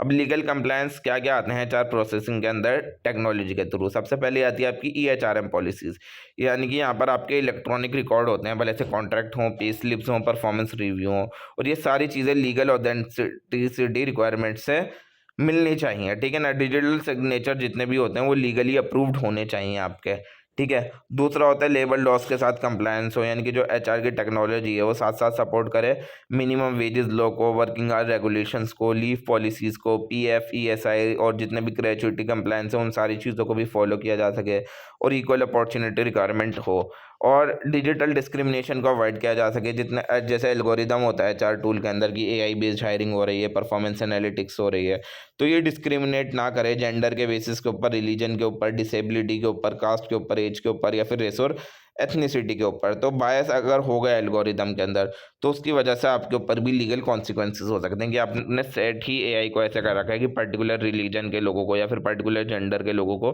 काम नहीं देना, ठीक है। तो एम्प्लॉय जो, और नेक्स्ट आता है हमारा employ monitoring and surveillance issue. तो टेक्नोलॉजी अलाउ करती है कि आप अटेंडेंस को ट्रैक कर सको और प्रोडक्टिविटी को मॉनिटर कर सको और ईमेल या फिर डेस्कटॉप सर्विलियंस कर सको, बट लॉ ये कहता है कि ट्रांसपेरेंट कम्युनिकेशन होनी चाहिए इन सारी चीज़ों से रिलेटेड एम्प्लॉयज़ के साथ, कि एम्प्लॉयज़ को पहले जो भी आप एक्सेस ले रहे हो उसका उन सारी चीज़ों के बारे में बताओ, और रिस्ट्रिक्शन होनी चाहिए इंट्रूसिव मॉनिटरिंग पर, यानी कि जितनी काम की चीज़ें बस वही मॉनिटर कर सकें, एक्स्ट्रा चीज़ें नहीं मॉनिटर करनी है एम्प्लॉय की जो उसकी पर्सनल लाइफ से रिलेटेड है। और ये चीज़ इंश्योर करना कि मॉनिटरिंग जो है एम्प्लॉय की डिग्निटी और प्राइवेसी को रिस्पेक्ट करे, उसकी कुछ पर्सनल चीज़ों का आप एक्सेस नहीं ले सकती कंपनी, ठीक है। नेक्स्ट आता है इंटेलेक्चुअल प्रॉपर्टी एंड कॉन्फिडेंशियलिटी, यानी कि जो एम्प्लॉय जो है रिमोटली काम कर रहा है वो क्लाउड टूल्स का इस्तेमाल कर रहा है, अपनी प्रॉपर्टी इन्फॉर्मेशन शेयर कर रहा है ऑर्गेनाइजेशन के साथ। तो ऑर्गेनाइजेशन को ये इंश्योर करना है कि एनडीएज ना हो, यानी नॉन डिस्क्लोजर एग्रीमेंट्स बनाए जाएं, सिक्योर एक्सेस मिले और पॉलिसी शेयर हो, प्रोटेक्शन हो इंटेलेक्चुअल प्रॉपर्टी के जितने भी डिजिटल सिस्टम के ऊपर वो अपलोड है आपका जितना भी स्टोर है। एथिकल इश्यूज क्या क्या आते हैं टेक्नोलॉजी के यूज़ में, कि लीगल कंप्लायंस के अलावा कंपनीज को साथ साथ एथिकल गाइडलाइंस भी फॉलो करनी चाहिए, कि जैसे एम्प्लॉय के डेटा को रिस्पॉन्सिबली यूज़ करा जाए, एक्सेसिव मॉनिटरिंग ना हो, फेयरनेस और एल्गोरिदम बेस्ड डिसीजन के ऊपर ट्रांसपेरेंसी को मेंटेन करा जाए और एम्प्लॉय डेटा का ठीक तरीके से इस्तेमाल किया जाए। तो टॉपिक हमने क्या क्या देखे, सबसे पहले क्लाउड बेस्ड एचआर की एचआर प्रोसेस जो है वो डिलीवर किए जाते हैं क्लाउड के थ्रू, और ये स्केलेबल होते हैं, कॉस्ट इफेक्टिव होते हैं और कोलेबरेटिव होते हैं। फ़ायदे इसके यही होते हैं कि खर्चा कम आता है, रियल टाइम में आपको डेटा मिल जाता है, रिमोट वर्क को ये सपोर्ट करता है, ऑटोमेशन प्रोवाइड करता है। मुश्किलें इसके अंदर ये आती हैं कि सिक्योरिटी नहीं रहती है, आपकी कंप्लायंस करना मुश्किल होता है, इंटरनेट पर आपकी पूरी डिपेंडेंसी हो जाती है और इंटीग्रेशन से रिलेटेड भी मसले आते हैं। रेगुलेटरी इश्यूज़ वो होते हैं जैसे data protection law, cyber security law, anti discrimination law, digital signatures वगैरह, ये सारे रेगुलेटरी इश्यूज़ हैं आपके। एथिकल इश्यूज़ ये आते हैं कि ट्रांसपेरेंसी, फेयरनेस, मिनिमल मॉनिटरिंग और डेटा का मिसयूज़ ना हो। नेक्स्ट आ गया फ्यूचर वर्क प्लेस ट्रेंड। तो वर्क प्लेस जो होती है फ्यूचर के लिए वो जो है अंडर गोइंग है dramatic transformation driven by technology, यानी कि सोसाइटल शिफ्ट आ रहा है जिससे जो है एम्प्लॉय की एक्सपेक्टेशंस जो है इवॉल्व हो रही हैं। तो ये जो ट्रेंड आ रहे हैं ये जो है शेप कर रहे हैं कि किस तरीके से लोग काम करते हैं, कोलैबोरेट करते हैं और कम्युनिकेट करते हैं और डेवलप करते हैं ऑर्गेनाइजेशन के अंदर।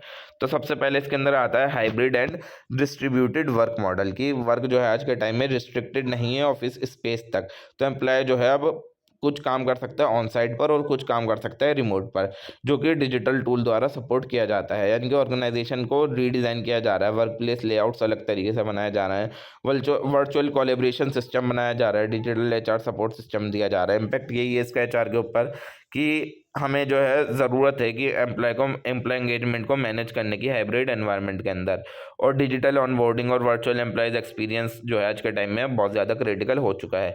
Gig economy and external talent ecosystem आ चुका है, यानी कि फ्रीलांसर्स का, कंसल्टेंट का और टेम्पररी प्रोजेक्ट बेस्ड वर्कर्स का ज़माना आज के टाइम में बढ़ चुका है, यानी कि टैलेंट ऑन डिमांड का ज़माना है।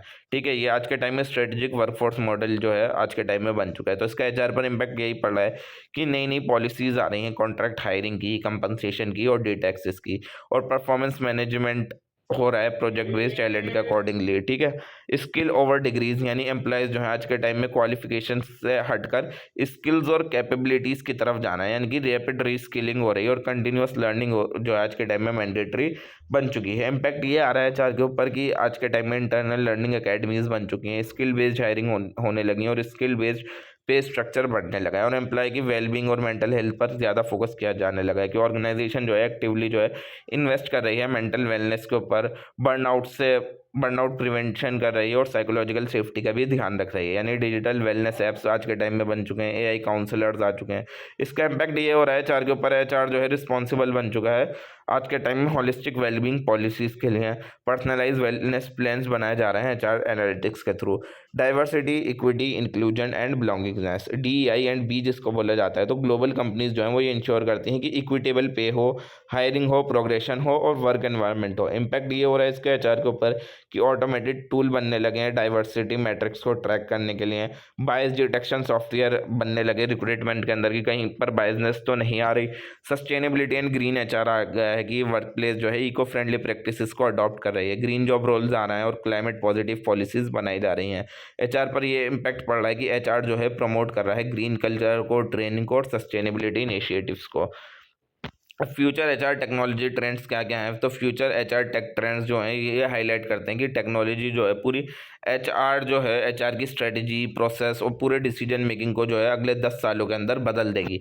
सबसे पहले तो ये आ गया कि आर्टिफिशियल इंटेलिजेंस है हर जगह, एआई जो है वो उसने अपने रोल को डीपेन कर लिया है रिज्यूम्स को स्क्रीनिंग करने में, प्रिडिक्टिंग एट्रिशन में, वर्कफोर्स प्लानिंग के लिए, रिकमेंडेशन लर्न करने के लिए, डिजिटल परफॉर्मेंस एनालिसिस के लिए। तो इम्पैक्ट ये पड़ रहा है, इससे एडमिनिस्ट्रेटिव वर्कलोड कम हो गया, एल्गोरिदम बायस का रिस्क बढ़ गया कि एचआर को जो है पूरा एआई सिस्टम को ऑडिट करने की ज़रूरत है।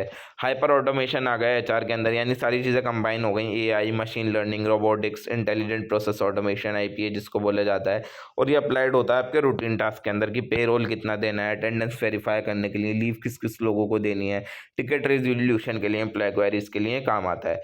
नेक्स्ट आ गया हमारा एचआर एनालिटिक्स 2.0 जिसको प्रेडिक्टिव एंड प्रिस्क्रिप्टिव दोनों चीज़ आती हैं इसके अंदर। तो एनालिटिक्स जो आज के टाइम में जो हुआ है, पहले पहले टाइम के में हुआ करता था डिस्क्रिप्टिव डैशबोर्ड का, अब आज के टाइम में जो है डिसीजन मेकिंग इंजन बन चुके हैं। फॉर एग्जांपल आप फ्लाइट रिस्क भी चेक कर सकते हो, एम्प्लॉय का प्रिडिक्ट कर सकते हो, रिकमेंड कर सकते हो कि किसको कौन सा लर्निंग पाथ हमें प्रोवाइड करना है, और ये चीज़ भी आइडेंटिफाई कर सकते हो कि कौन लोग हमारी कंपनी के फ्यूचर रहने वाले हैं, उनका बिहेवियरल डेटा को एनालाइज करके जो है आप ये चीज़ आइडेंटिफाई कर सकते हो। क्लाउड नेटिव एचआर इकोसिस्टम आ चुका है, यानी कि modular plug and play HR platform बन चुकी हैं। कोई ज़रूरत नहीं है आज के टाइम में बड़े बड़े ईआरपी इंस्टॉलेशंस की, और सीमलेस इंटीग्रेशन होने वाला है बहुत सारे कोलैबोरेशन टूल्स के जैसे टीम्स, स्लैक, जूम वगैरह के साथ। मेटावर्स वर्क प्लेस होने वाली हैं, यानी वर्चुअल रियलिटी बेस्ड ऑफिस होने वाले हैं, वर्चुअल मीटिंग होने वाली हैं, ट्रेनिंग सिमुलेशन होने वाला है, टीम कोलैबोरेट करने वाली हैं, ठीक है।